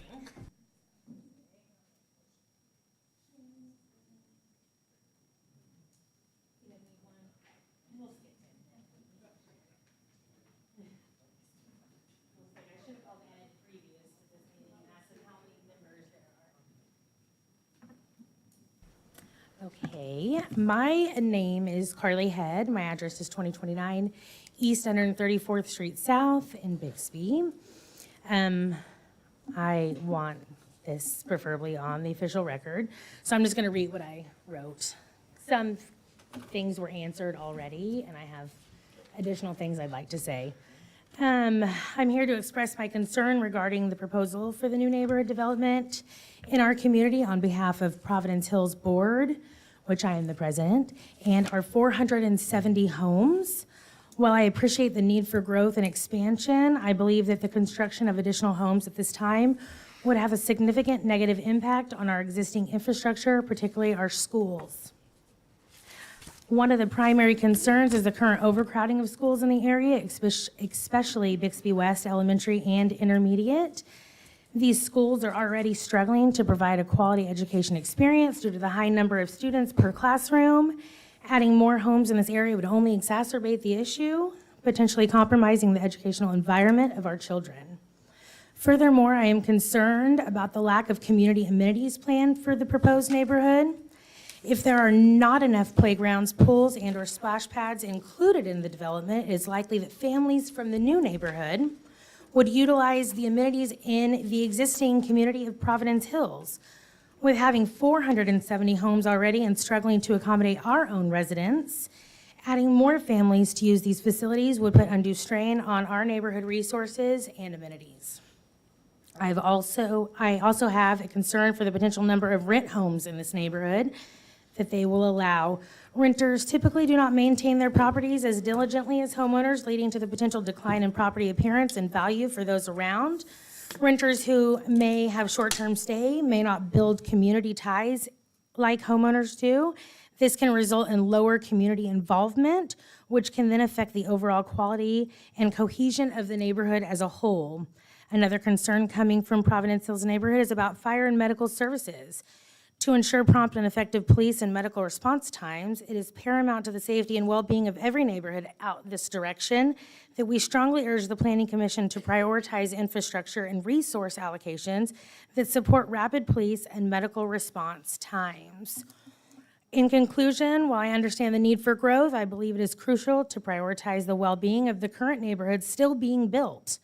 Focus on the infrastructure or lack thereof, and prioritize the students and teachers who do not want to be in or teach in crowded classrooms. Before approving this change, I strongly urge the Jenks Planning Commission to thoroughly consider the impact on our schools and community resources. Alternative solutions, such as improving existing infrastructure, propose expanding and adding more amenities to River Falls, should be explored to ensure sustainability and growth and a high quality of life for all their residents. Thank you for considering and regarding this important matter. If you need me, I'm available. I was gonna add, I don't know if I'm up for my 3 minutes. I used to work at Bixby West in kindergarten. We had a 5-year plan when the school was first built. It was a 5-year plan that in 5 years we would need to expand with all the communities being built. At year 2, we were 30 kids in a classroom. And at year 2, we had to expand. We have expanded, we've added 10 extra classrooms. And we are now having teachers and interventionists and EL teachers teaching in a file room because we are now have 0 classrooms available. So it is a lot. We still have about 600 more homes around that's in the Bixby, west community to be built. And if you say two children per household, that's 1,200 children just at Bixby West. So it's just not feasible. And I would like to see some sort of pool, some sort of splash pad, some sort of something, because we have existing neighborhoods around us and we have their teenagers coming over to our pools. We've had to kick them out. They've been there after hours. It's just, they need more amenities than just a singular play structure. I mean, that's just my thoughts. Yeah. Okay, thank you. Yeah, you're welcome.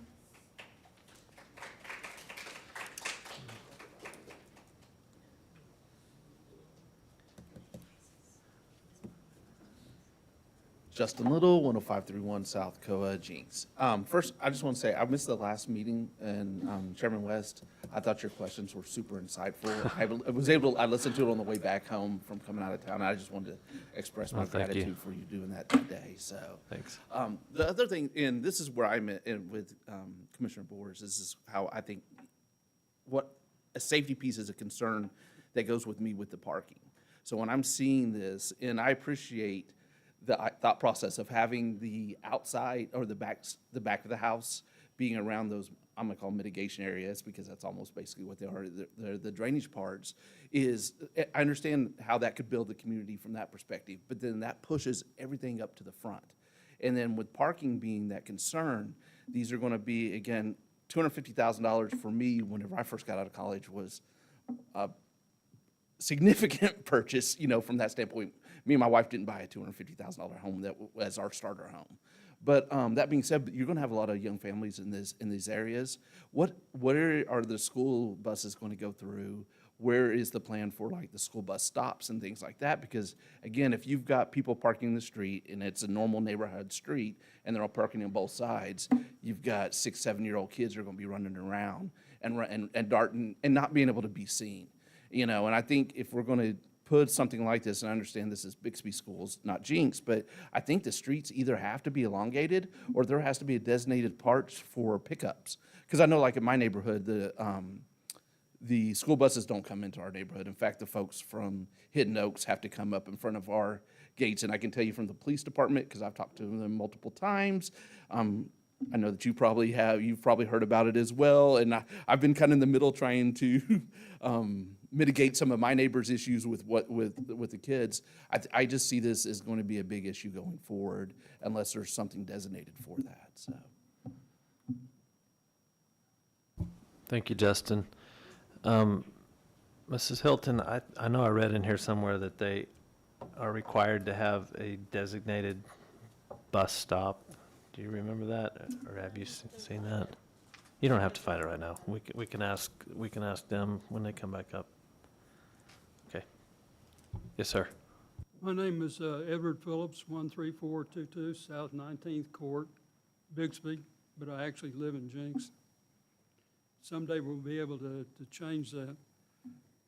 What I'm mainly concerned about, I already sent some information about the road problems on South Harvard type of thing.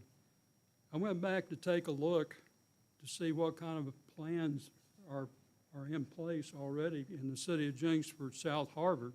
There aren't any. That includes even the master plan. The city of Jenks did a master plan, and there's no mention of South Harvard at all. I find that rather amazing with my engineering background and planning over 20 or 25 or 30 years, that they didn't even identify a requirement. Don't you find that a little bit interesting? I understand the individual requirements there for a subdivision where you don't have a traffic plan up front, as you mentioned. The problem is that we don't have a master plan.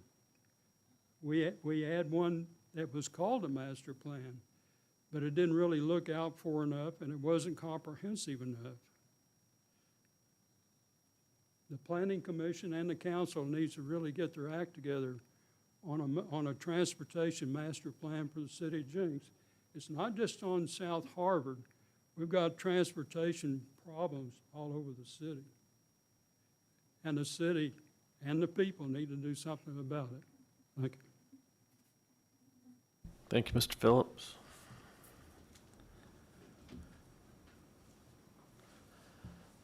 My name is Kyle McMurrian. I live at 2619 East 136th Street. My approach on this, I only ask the commission to take into consideration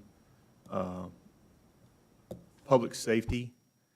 We have one of the worst ISO rates in the Tulsa County area, and the only reason we have what we have is due to automatic mutual aid agreements with other cities. Adding 400 home, I mean, we have a lot of new neighborhoods going on. We might pump the brakes a bit and let public safety catch up before we keep pumping more homes in. I liked your comment on the single-car garages. I work in this profession, so I do know, yeah, the code says 26 feet, 2 cars on both sides. Unless they're hugging that curb, it's going to be tight. So please just take that into consideration.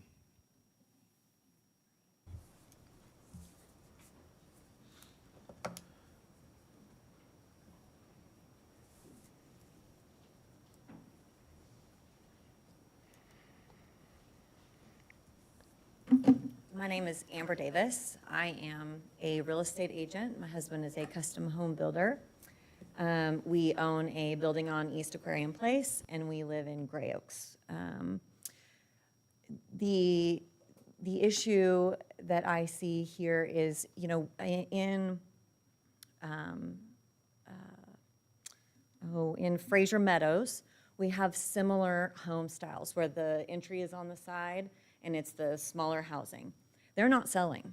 My husband builds in Torrey Lakes, in Fraser Meadows, we built in Gray Oaks. The families that are moving in here, the demographic that he speaks of, they don't want a 1,000 square foot home. They're not gonna move into a 1,000 square foot home. I do understand the need for affordable housing, absolutely, but not 385 homes. Those style homes are not selling. We're not gonna be able to sell them, so they're gonna become rentals. The city of Bixby built the Roush Coleman neighborhood on 151st. The majority of those are rentals. If you talk to the Bixby Police Department, ask them how often they're in that neighborhood as well. That is another huge issue. My main concern would be the one-car garages, especially. You know, the 141st and Lewis, a similar tract home builder tried to go in there as well, and the city of Bixby had to squash it. The infrastructure couldn't take that many homes. It was gonna be a similar amount. The problem is, the reason that they want 385 homes and the reason they have to do 30-foot lots is because when they're buying the land so expensively. And the development costs so much money that in order to make any money, you have to have that many homes. I would encourage we need development and we do need more affordable housing, but you know, we need to do it differently, not this way, for sure. I think that's, oh, and also, Dutchers Crossing has always been a very tough sell. The reason it's been a tough sell is because the people that want to live there are families that want to go to Bixby West. Anyone else that comes out there, they think it's too far out. It's the middle of nowhere. So the only people buying here is going to be families that want to go to that school. Well, if the demographic is 40, I'm 42, I have 2 teenage boys that drive. So you have 4 drivers in a household most often. One-car garages is not going to work. They're all going to be on the street. They go through some of the same neighborhoods. Dutchers Crossing has a similar problem. There's 2, 3-car garages, and you still have cars out on the street. So that's the main issue. Thank you. Thank you, Amber.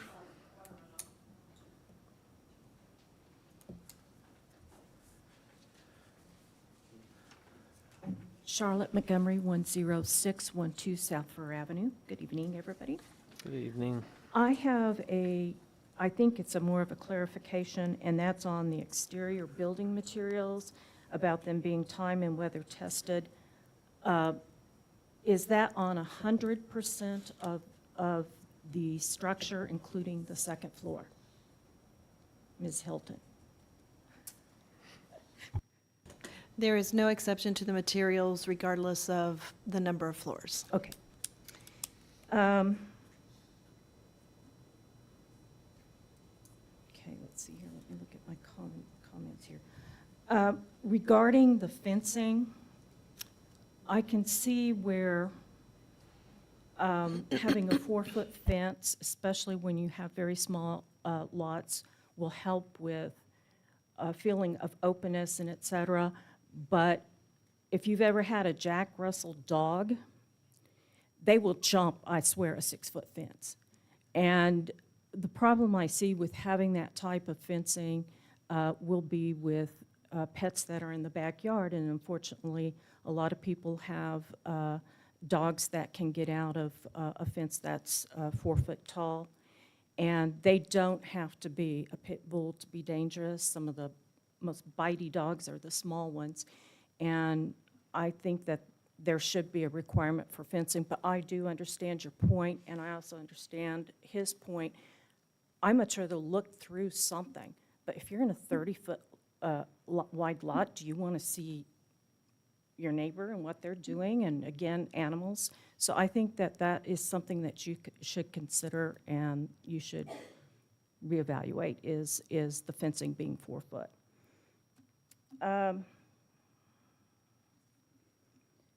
The other thing is, again, about, I think what most people are struggling with is 40% of the homes will be 30 foot. And when I was clicking around the past couple of days, looking at the assessor maps in the smaller communities, really that 30-foot lot, those are like duplexes. They just have a little bit of space between it. That's what I'm looking at. And if you want to get a feel for how that is, just go just immediately east of 111th and Elm, and you look at Fox Run. And then just down the street from that, they have Bridle Ridge, and their lots are 43 to 50 foot. That's small, but when you look at Fox Run, that's what you're looking at. And I understand the theory behind dispersing them out, and I think that's a good idea. But what you're hearing is that people are really having an issue with the 30-foot lot.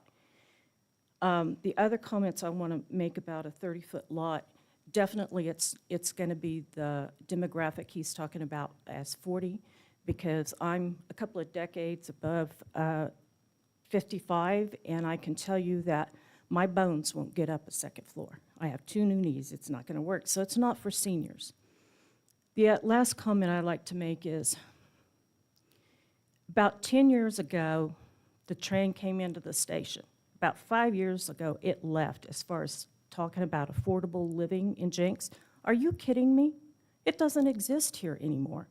You can tell by the lots that they have to build here, and you're still looking at least $200,000 for a single story, for a single car garage on a 30-foot lot.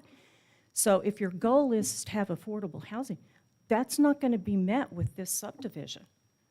And I understand completely that we would like to have more diversity, but it's left the station. It's not going to happen. The cost of land here is too expensive. My recommendation would be to not allow the 30-foot lots, 40 and 50, because you can at least get 2-car garages.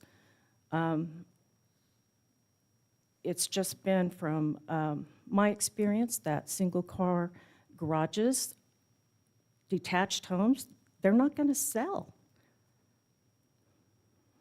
They'll be rentals. That's all I have. Thank you.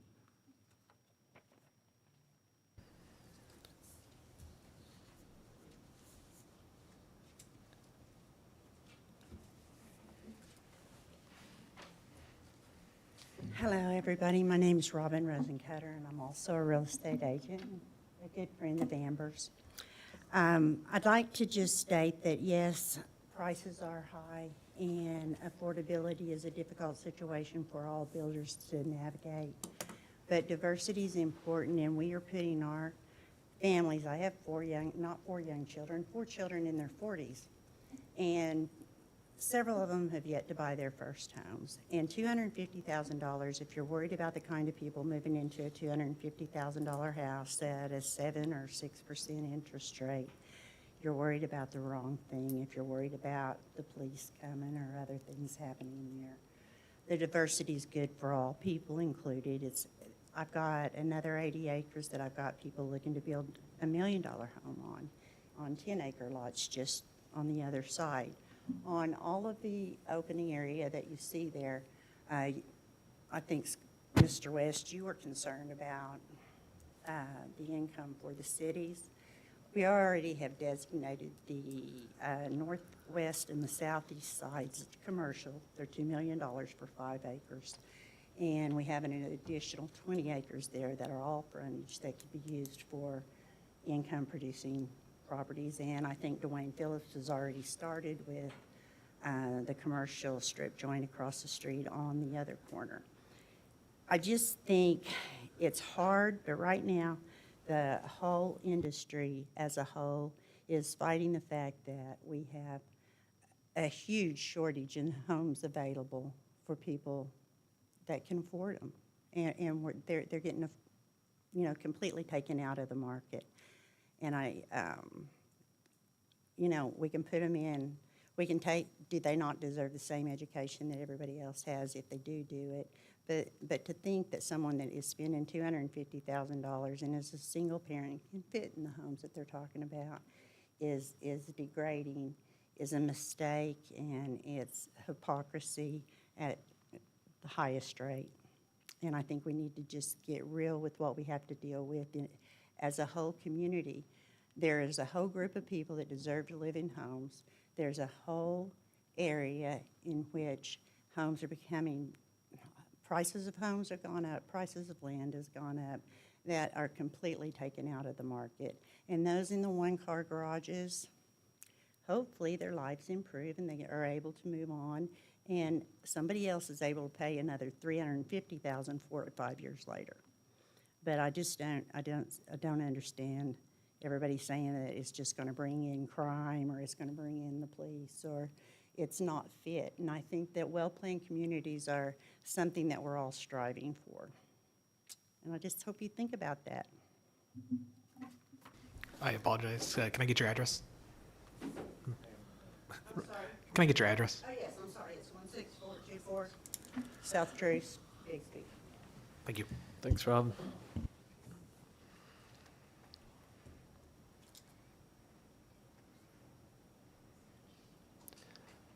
Does anyone else wish to speak? Oh, yes, ma'am.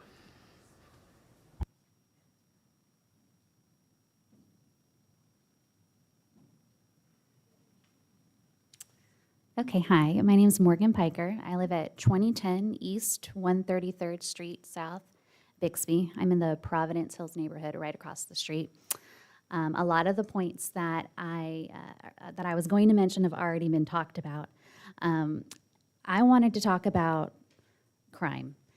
It's not about the demographics, but it's about car theft. It's already been really high off of Harvard in this last few years, especially. I know that with 40% of the homes having one car in a garage and the other one outside, it's going to be prime pickings for theft. And that's going to leak over into the other neighborhoods. It's already happening, and it's just going to increase it. Secondly, the lack of amenities. I know people have talked about it, but I just wanted to emphasize that kids and teens don't want just a playground. They want water, a splash pad, a pool, and we're already seeing the other neighborhoods breaking into our pool, and those are the ones that have come up right next to Providence Hills. They don't have anything. They've got a playground. So I feel like that's just a concern. It's just silly to think that no offense, but it's silly to think that they just want to play in a creek next to, or in a ditch or whatever you said, next to the house. Also, I don't think that these are going to be primarily owned by homeowners. I think they're going to be rentals. I don't think that you're going to know your neighbors well. I don't think you're going to know their dogs well. It just doesn't seem like it's going to be a real established neighborhood. It's going to have turnover. Also, I've got an 8-year-old, and he's got friends all on our street, and they want to play in driveways and in the street. And this neighborhood doesn't sound like it would be safe for them at all. There would be no driveway space for them to play, and it just doesn't sound safe in the street. There's going to be cars maneuvering to get around. And also, I had a question if there was any way to keep homes from all becoming rentals. Is there a percentage cap that can be set? 20% of homes or whatever can't become, more than that can't become a rental. And I think that was about it. Okay, thank you. Thank you, Morgan. I'd just like to add one more thing, and I took a little bit long. Yeah, real quick. But as far as the rentals go, rentals are 20% higher than the price of the home if they were to buy it outright. And so if you are looking at a cost approach as to whether rentals bring down the value of the home or not, or bring in worse tenants to the property, then that is an old adage also. Thank you, Alvin.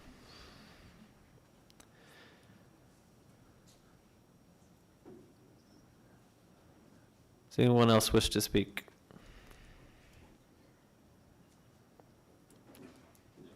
Yes, sir. Mike Turner, 2714 East 130th Street South. In reference to the gentleman talking about emergency vehicles, we get a ton of semis traveling 50, 55 miles an hour down 131st. I'm just curious what the city is looking at in essence with all these new homes. We're seeing a lot more traffic already with the existing infrastructure. So I'd like you guys just to consider that as you think about voting for this. Tell me more about the semis coming down 131st. They should be coming off 151st onto. Should be. Well, have you talked to the PD or anybody about addressing that? It's not a huge deal for me, Oh, but I okay. just know that there is a ton of traffic that comes down there for Kimberly Clark. Thus, the reason you guys opened up a new exit to some of those other homes in front of Kimberly Clark. So just something to think about, getting emergency vehicles back there.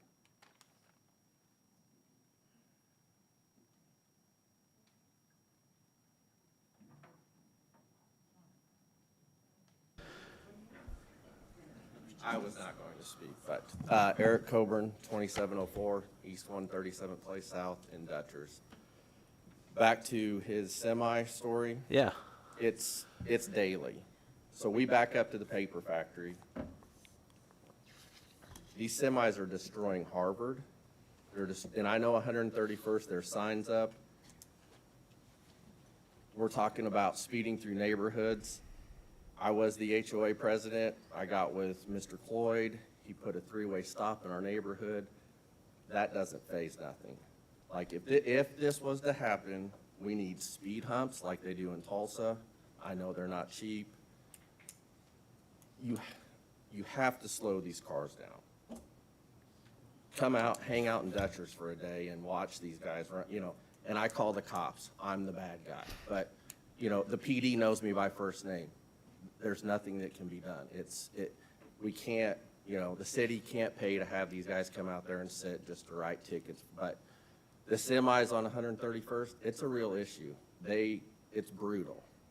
Well, Like, that's- I've called the PD. It's like, we got to catch them. Okay, they're coming down 151st during school bus hours. The road's starting to cave in. You guys don't own all of Harvard. Part of it's Jenks, part of it's the county, part of it's Bixby. The county's part is now caving in. What I wanted to speak about on this is, I live in Dutchers. We developed Gray Oaks to the north. Now they're developing another neighborhood to the north of that. My concern with this is the water runoff. We have 4 ponds in Dutchers. We are 227 houses. We are a very small neighborhood. Don't make We don't have a lot of HOA money. I had to spend $100,000 to excavate a pond because of all this silt runoff from all these other neighborhoods because there was no silt fencing going on. I got DEQ involved, met with Mr. Cloyd. I've spent numerous hours upstairs in this building going through this. My biggest concern with this is the water runoff. My house backs up to the pond. We have fountains. Fountains are $10,000 a piece. I had to replace 4 fountains in 3 years. It's the water runoff here. It's got to go somewhere, and I would say, you know, guessing half of it's going to come south through Gray Oaks into Dutchers. That's my biggest concern. But Harvard and 131st, the infrastructure just can't handle. I'm not against this. I just think pump the brakes and let's think about this. Thank you. Thank you, Eric.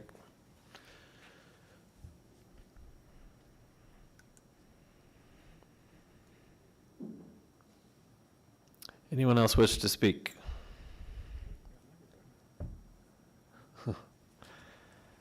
One more time. Anybody else?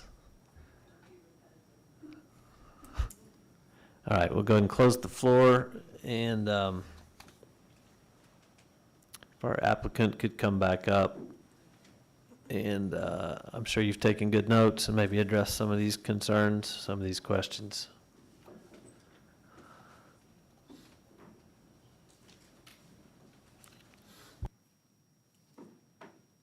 I feel like my pile up here is growing with each return to the podium. Yeah, so these are some really good questions, and I appreciate our neighbors for asking them. So I'm going to go over many of the ones that I heard. If I've missed some, or if you guys have pertinent things that I missed, please jump in as I kind of go down through there. You know, I've heard about, there were a couple things that I heard, so I want to knit together kind of just what I would say after listening to them. I heard amenity use is a concern on neighboring communities. I heard the amenity package as a concern in neighboring communities. I heard car theft as a concern, and just in more general crime as that occurs in and around communities. And then the water runoff, I'm going to let Megan discuss those here real quick.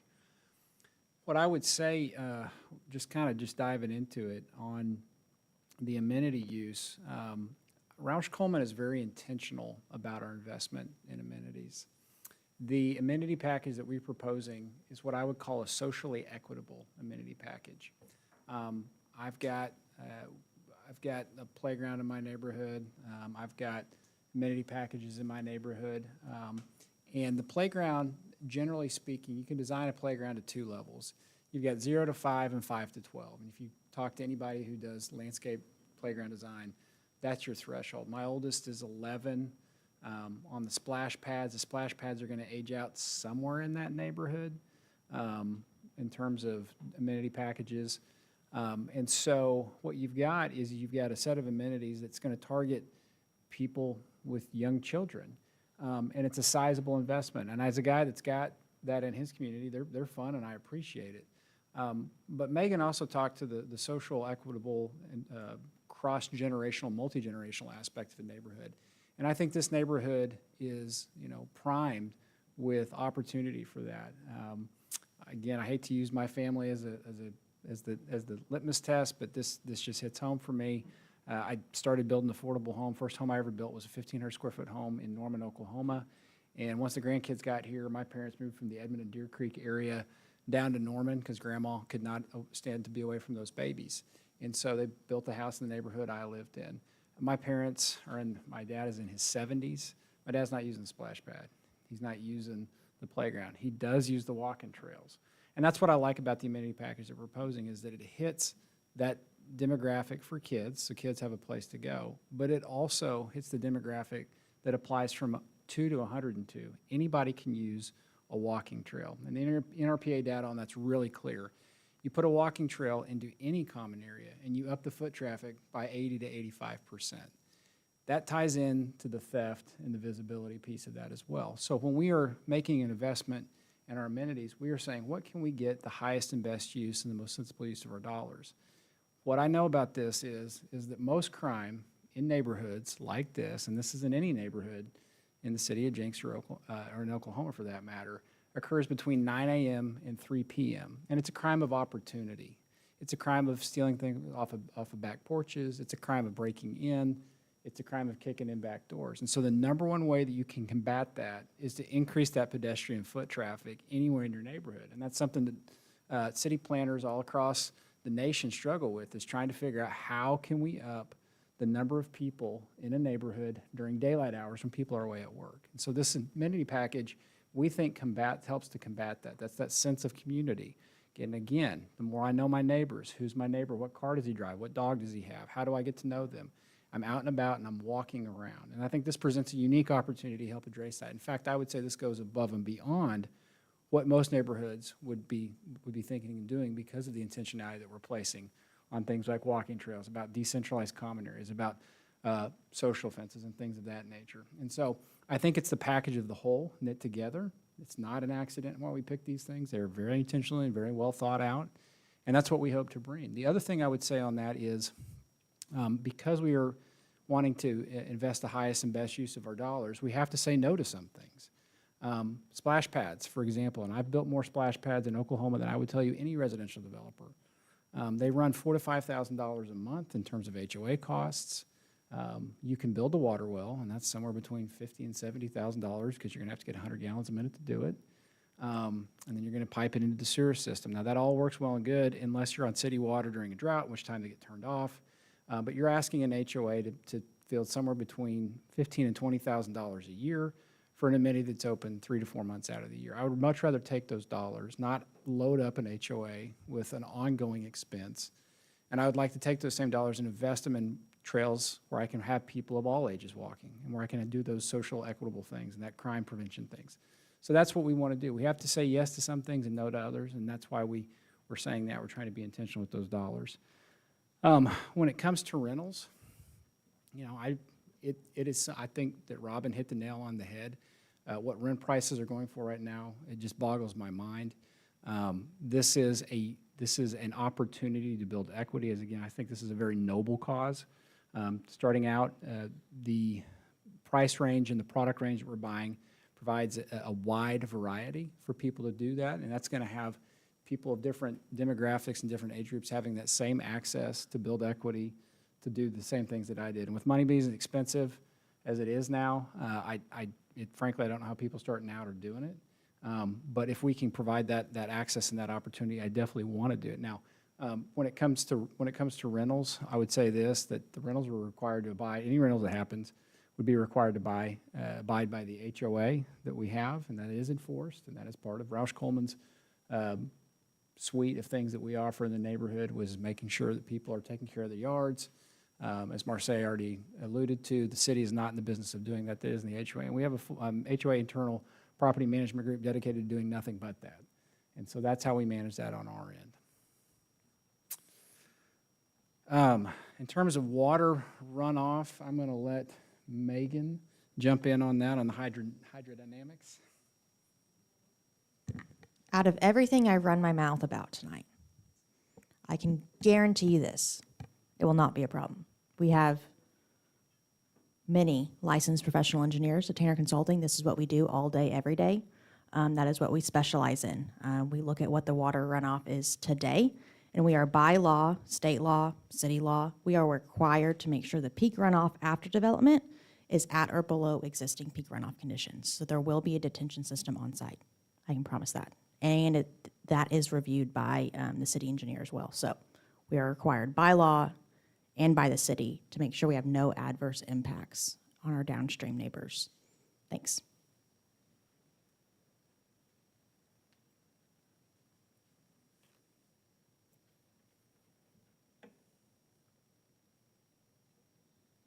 So was there, in terms of other questions that were raised, there's things that I may have missed that the commission wanted me to address? I had a question. Did Tanner do Dutchers Crossing? Not that I know of. Where are the bus stops? So in the PUD, we were required to have one. I'd be lying to you if I told you I picked it out. My guess is it's going to go in that central common area where that pond is. If I could.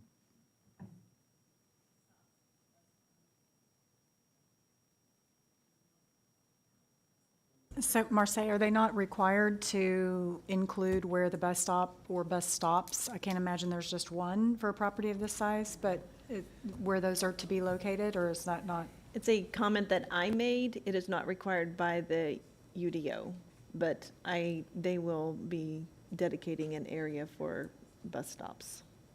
We're not opposed to doing that. My experience in the bus stops I've done in other developments is that there's two schools of thought, no pun intended. You can locate it towards the front of the neighborhood, and that's decent. I personally like to locate them in common areas where they're spread out because of sight lines. I don't want kids running on to section line roads, and so that tends to be how I like to do them. But Bixby schools won't have a say on where that bus stop is? They should. So even if you dedicate it, well, because where I'm going, back to the street congestion, that if it is in one place, if the weather's bad, it's raining, mom's gonna drive their car, and the kids are gonna sit in it, and so now we're really gonna add to more. They'll have to congestion. coordinate that. They will have to coordinate that with the school system, at least have that conversation, and whatever their preferences will have to be considered. And I have done that. We've done that in the past. Obviously, we would be coordinating with transportation for them and working that out. It's something that we want to be intentional about, but we're not rigid about it. I mean, I think that could be somewhat of an amenity to the community, is that a dedicated bus stop that's like covered or has space for, like, it looks crowded at entrances and exits. If you've got people parking and you're looking for additional amenities, maybe that's one that just creates a designated space. Just my 2 cents. Yeah. What is the HOA percentage for rentals? Right now, there's no cap on that. I'd be willing to discuss that with you if that was something that was important to this commission. I think it's a concern of the neighbors. Okay. Yeah, let's discuss that, because I don't know how in the world you can control that. And that's, you said the quiet part out loud. There's an initial control of that when you sell the home that you can manage. It's the deed restriction portion on the back side of that. I mean, I don't want to lie to you guys and say, yes, there's 100% way to do it. You can generally do it, especially when you're in control of the HOA. And then there's technically, there'll be a mechanism with the HOA board when it gets transferred that would have teeth in it that allows them to do it. When it comes to enforcement, they'll have an option to do it. It's just how vicious, how much do they want to proceed in it. My experience, Scott, is just how involved the HOA is. I mean, if they're involved and they pay attention to what's going on in their neighborhoods, they pay attention.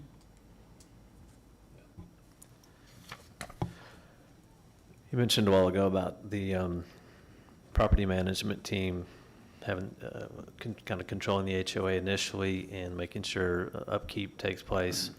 That only happens until a percentage of the home sells, and then that gets turned over, right? That's correct. And then you're not involved in that at all. We turn it over to the residents for Right. their, yeah, right, Okay. absolutely. It kind of made it sound like this management team was going to be involved indefinitely, and I knew that wasn't the case.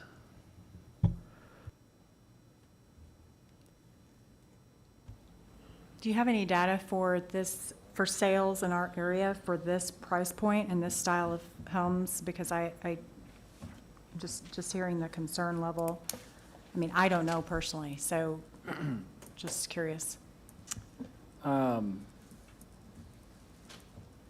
So I have some basic, I have some data related to mean and median income in Jenks. I'll tell you the profile of our buyer is well beyond that.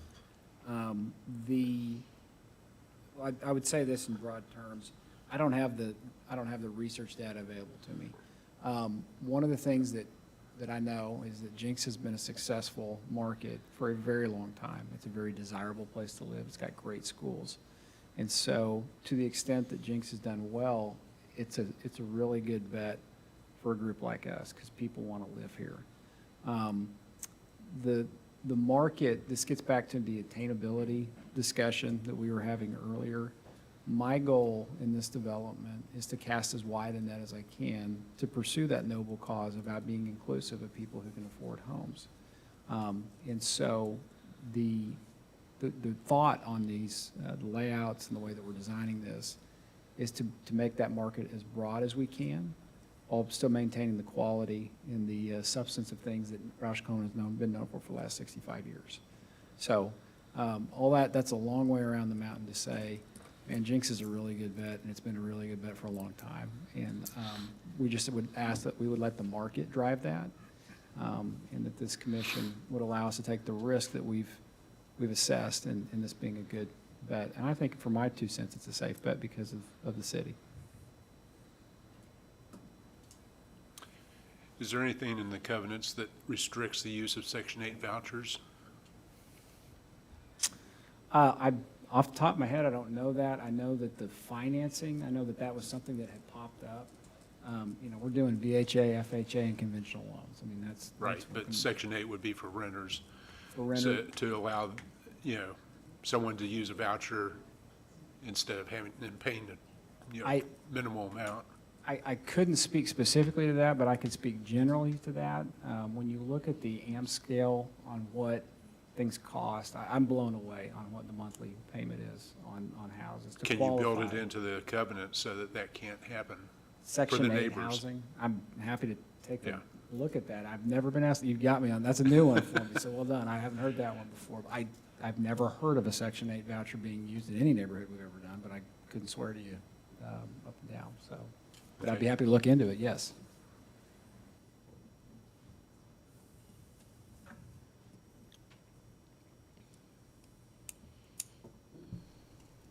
All right, any other questions for the applicant? No? All right, thank you, sir. Thank you. All right, now we can have further discussion amongst the commissioners. One of the big things I'm hearing is about roads, and you briefly spoke with it earlier. I mean, are there any type of look-aheads, I guess, that the city of Jenks or county or Bixby or anybody is doing to look into this? And it's not just this neighborhood. I mean, some of the other neighborhoods also have lots available, and you guys are still selling those lots as well. So, I mean, we got the lots that are currently there in addition to these. Is there any type of studies being done? So only the most recent subdivisions coming online have been required to do the traffic impact analysis. So this will be, there's one at 121st and Elm that was approved that has to go through this process, and this one. So that's where, as far as congestion at the entrances, it would probably address that. But as far as overall condition of the roads, I did speak with the city engineer, and Mr. Phillips is correct. There is nothing on the long-term plan for Harvard. That plan, I think we made available during a different hearing. So the best that I can do, and I will do, is follow up with staff and ask them to take a broader look at especially the southern areas of Jenks where there wasn't any development, and so it's probably why it hasn't been on the radar. But now that we are getting interest and knowing that we're close to being built out, once these last couple of large lots go, doesn't mean we'll be built out as far as actual physical structures there, but at least platting, assigning lots and things like that, we would be built out. And I think that it definitely warrants a closer look in the southern part of Jenks, especially getting down towards 151st, that's a state highway. Harvard's a secondary arterial, 131st is a secondary arterial. We do know that the bridge will align somewhere along 131st if it ever gets built. So that is going to be a dramatic impact to the entire region. And we would, I'm assuming, which perhaps is naive, but I'm assuming that that would be on everybody's radar from INCOG, in their master plan of the major streets and highways, and even within the city, looking at how those traffic patterns are going to function and what we can do to minimize the impact and how we can maintain those roads moving forward. Has there been any interest from Kimberly-Clark on having affordable housing in the area? They were actually very excited about the project. They do believe that they need workforce housing. They have, their employees often travel longer and further distances, so having something nearby was of great interest to them. So they were excited about that perspective.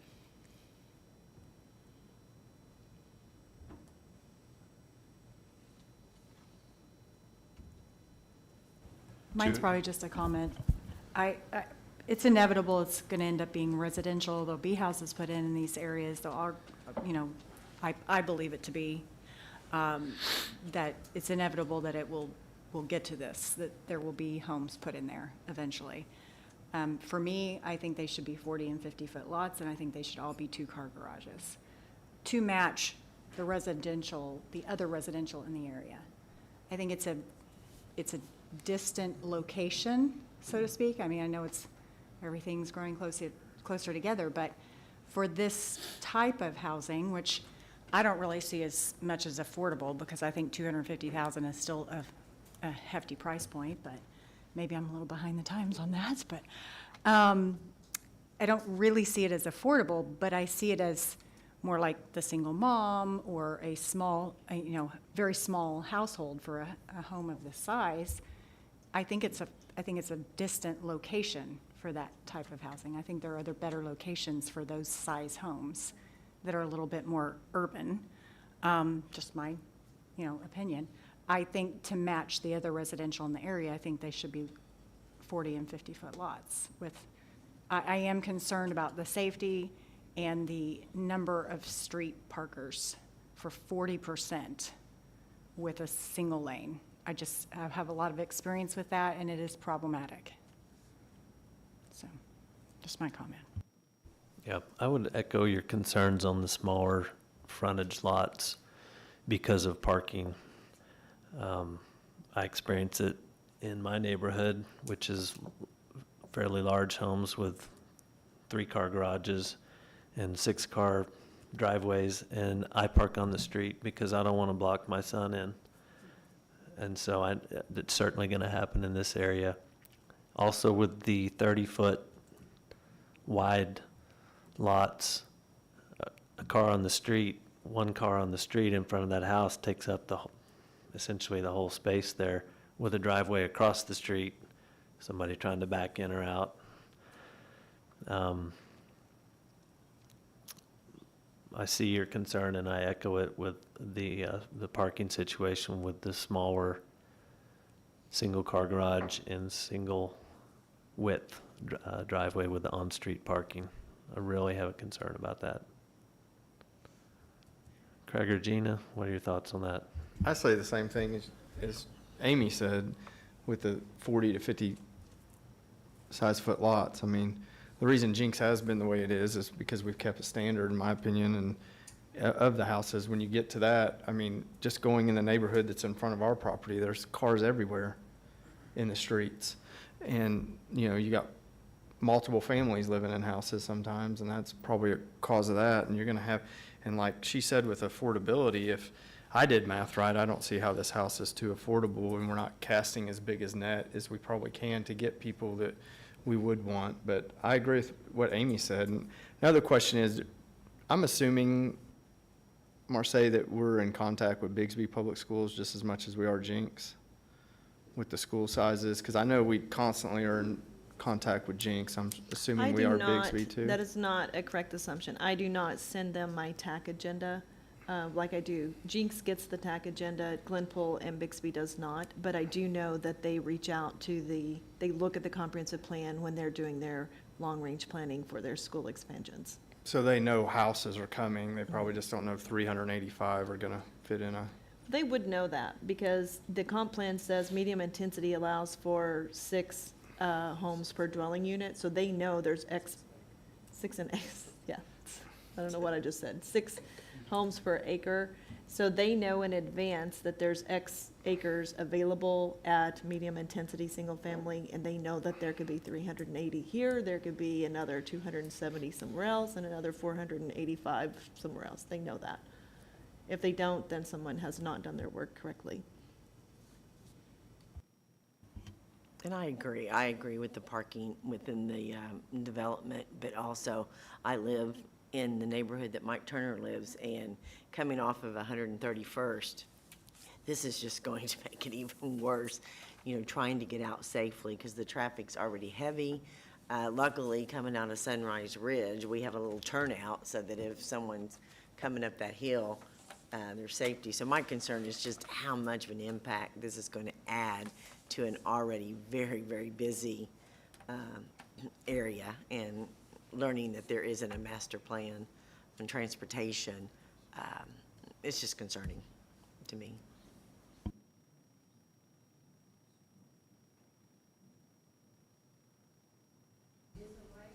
What do you guys think of the amenities package? I mean, we asked about it a couple of different times and got an answer that they'd rather spend it on a walking trail, spend their dollars. It's not what we've expected on other residential developments in the city. I mean, I think it's telling that the staff says it doesn't match the other developments that, the expectation of the other developments that they've had. I do understand the concern of adding extra expense to the HOA. So, I mean, I've paid those HOA fees before. They're not that fun, but I also did it and do it because I want to move into a community with nice amenities, and I think that that's just what people know moving in. So I do also hear the neighbors saying, I don't want 3 other neighborhoods coming over to use our pool. That's why I paid for my HOA dues. I think that nice bus locations would be, to me, a nice amenity if I had children and they needed to get to the bus, and not a line of cars at the entrance. Even over by my home, there are big, beautiful, nice neighborhoods that don't have a place, and it's a problem. So I think that would be a very nice amenity. I do think a water feature, even if it's small, would possibly help alleviate that for the neighbors. Just my thought, and I think it's telling that the staff says it doesn't match. The other thing too is you've got 350, 400 lots. Yeah. And spreading $10,000 over 350 people's a lot Right. less than. It's not a 25 home 15. neighborhood, it's 375. That's Yeah. right. So those dollars are available, even if, yeah. It's only going to cost $30 a person for the year to have water, a water amenity of some sort. Yeah, I think it's important to note the number of homes that would be there supporting it, not the size of the homes they're supporting the amenity.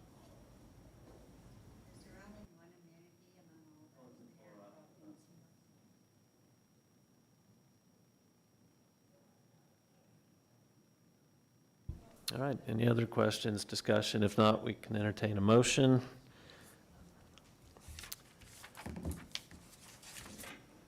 We do have the responsibility to approve with modifications, or deny.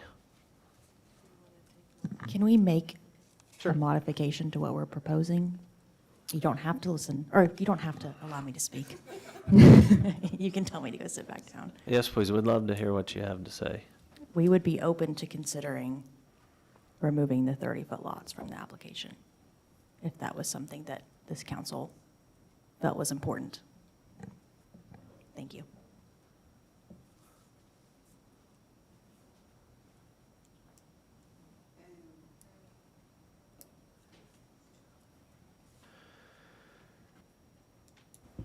Do we know how many lots would be there if you have to expand? Instead of 375, what is it? I don't know the number. What I would ask for consideration on that is if I could increase the number of the 40-foot lots to a maximum of 60% to help offset some of the lost lots on the 40s. That would help me. We'll lose lots. I don't know how many. Yeah. But that would help me slide that around. I think that would assuage the two-car and parking concern that I'm hearing from this body. And I think that would be a compromise we'd be willing to make. So did you say that the 40-foot lots are also two-car garages? So basically, that switches all lots to being two-car garage? All the 40s and 50s and two-car garages on those. As I said, there's going to be an outlier here and there where you might have a leftover to build a single car on an odd-shaped pilot or something like that. But those are primarily two-car garages on the 40s and 50s, yes. Thank you.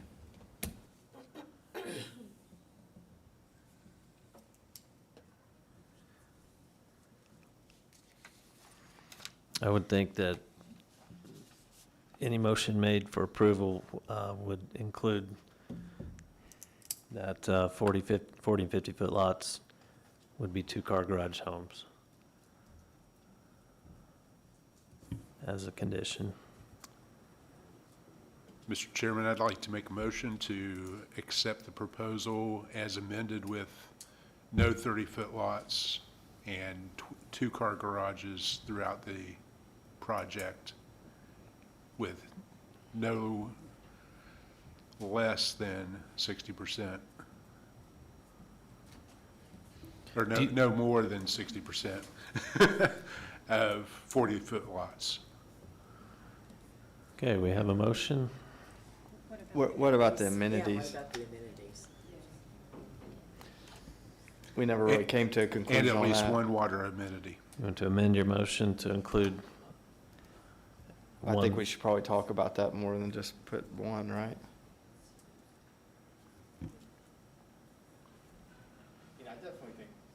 I definitely think we've held other places, other neighborhoods in this community to stuff like that. Yeah. Just about all of them, I think, that have been built in my 5-6 years of doing this. Yeah, and I think we recognize that this is always going to be residential plat. We're going to be building houses on this land no matter what, whether it's now or later. Yeah, I've been doing this for 6 years, and I was never a no on a neighborhood really till the 30-foot lots, and when he came and changed that, it did definitely change my opinion on what we do on this, but the amenities, I think we should probably talk about slightly. So are we setting a precedence not to ever allow a 30-foot lot in the city of Jenks going forward by doing this? No. Or does it change any of that going forward? I don't think so. I think Okay. you have the prerogative Case by to case. allow them or not allow them based on your interpretation Case by of the case. location, and so, it's fine. What about adding one water feature as a condition for the amenities? Is that what you're thinking? I don't have a thought on it. I like them. Either a pool, either a pool or splash pad or both. Yeah, I think we should, Where I think location? we should specify that, otherwise we could just be looking at a fountain as a water feature. How are we going to prevent other communities from coming in to access the water features and the? We don't. Okay, I'm just asking. We don't. Just like Providence Hills can, Yeah, I could care less either way on this one. I lived in neighborhoods that didn't have a water feature, and it wasn't a big deal to me. So I got a question for you then, sir. What's Rosh Coleman, when they do a water feature, what do they usually do? Typically don't. Trying to keep that cost point where we are. You're talking about expanding the casting the net and trying to keep the price point where we can. We do invest in the passive amenities. I'm not familiar with one we've ever done in this market with the splash pad.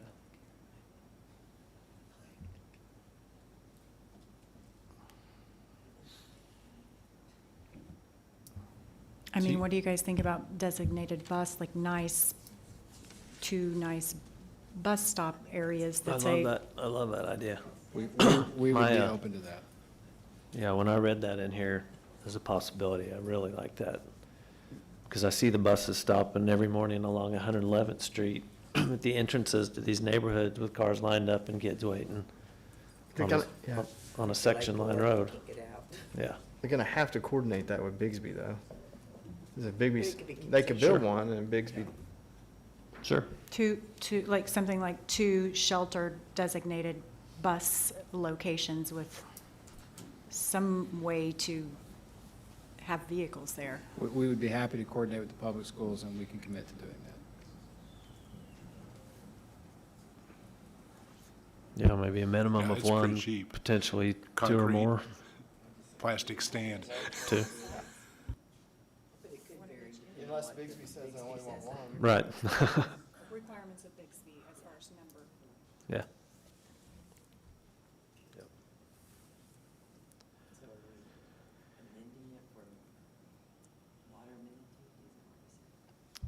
We currently have a motion to approve. As amended with a bus stop provision, a water feature, a water splash pad, no 30-foot lots. I thought we talked about the removal of the water feature in lieu of a designated nice bus area as an amenity. That's a friendly amendment. No water feature then. It's up for discussion. I just thought that's what was said. At the I know same time, at the Brandon's- same time, I remember when I lived in Beckett Ridge, and, I mean, it's part of the HOA too. If they want to put it in, they can put it in. I guess that's ultimately their decision. I mean, I don't think we can ask for, ask for it if maybe they never used it, never wanted it. I don't know. But I definitely think that they can come up with that on their own, as long as we got the bus stops and we're getting rid of the, so many cars in the neighborhood, in the streets. I agree, Craig, with that. I lived in Beckett, that's the neighborhood I lived in, and we didn't have it, it wasn't a big deal. If they want to get it, they can put it in themselves. So, To prevent further confusion, do you want to withdraw your I'll withdraw my motion. motion and then make a new one? Yes, I'd like to make a motion to accept the, I guess, the PUD amended with no 30-foot lots and no more than 60% of 40-foot lots with a bus stop provision, sheltered bus stop provision for the kids' pickup.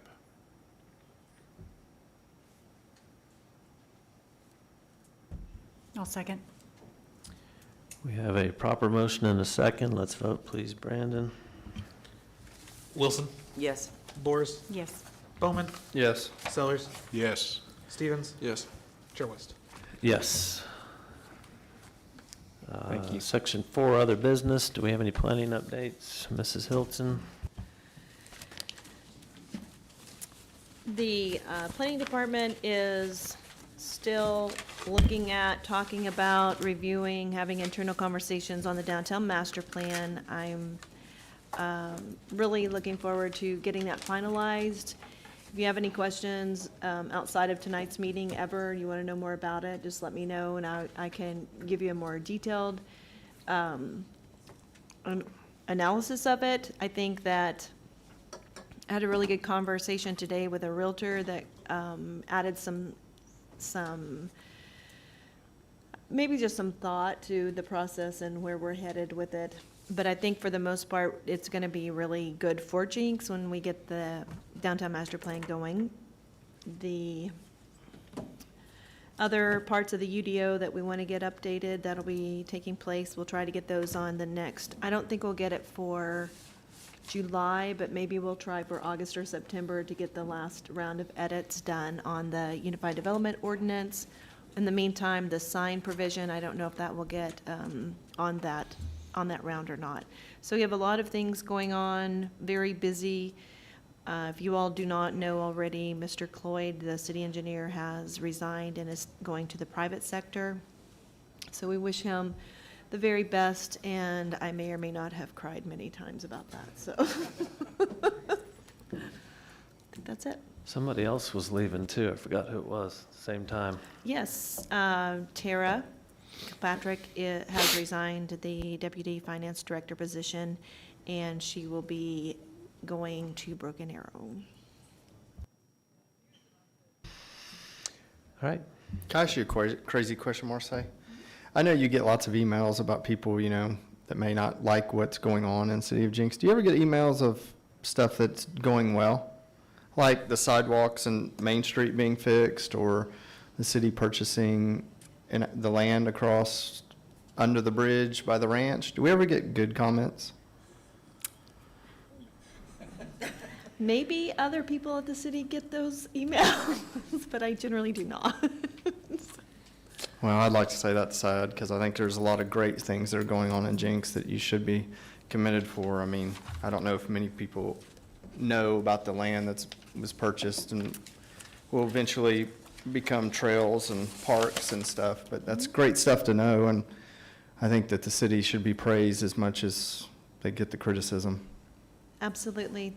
What Commissioner Bowman is talking about, the city did recently purchase land from the Oklahoma Turnpike Authority that is adjacent to the ranch. So we have access off of Elm to all of that property. It's hundreds of acres. There are some deed restrictions, so I'm looking forward to kind of diving into that and seeing what we can and can't do, but it is an incredible, amazing opportunity for the city, and I think there's a lot of people that have more ideas about it than we can even imagine in a lifetime.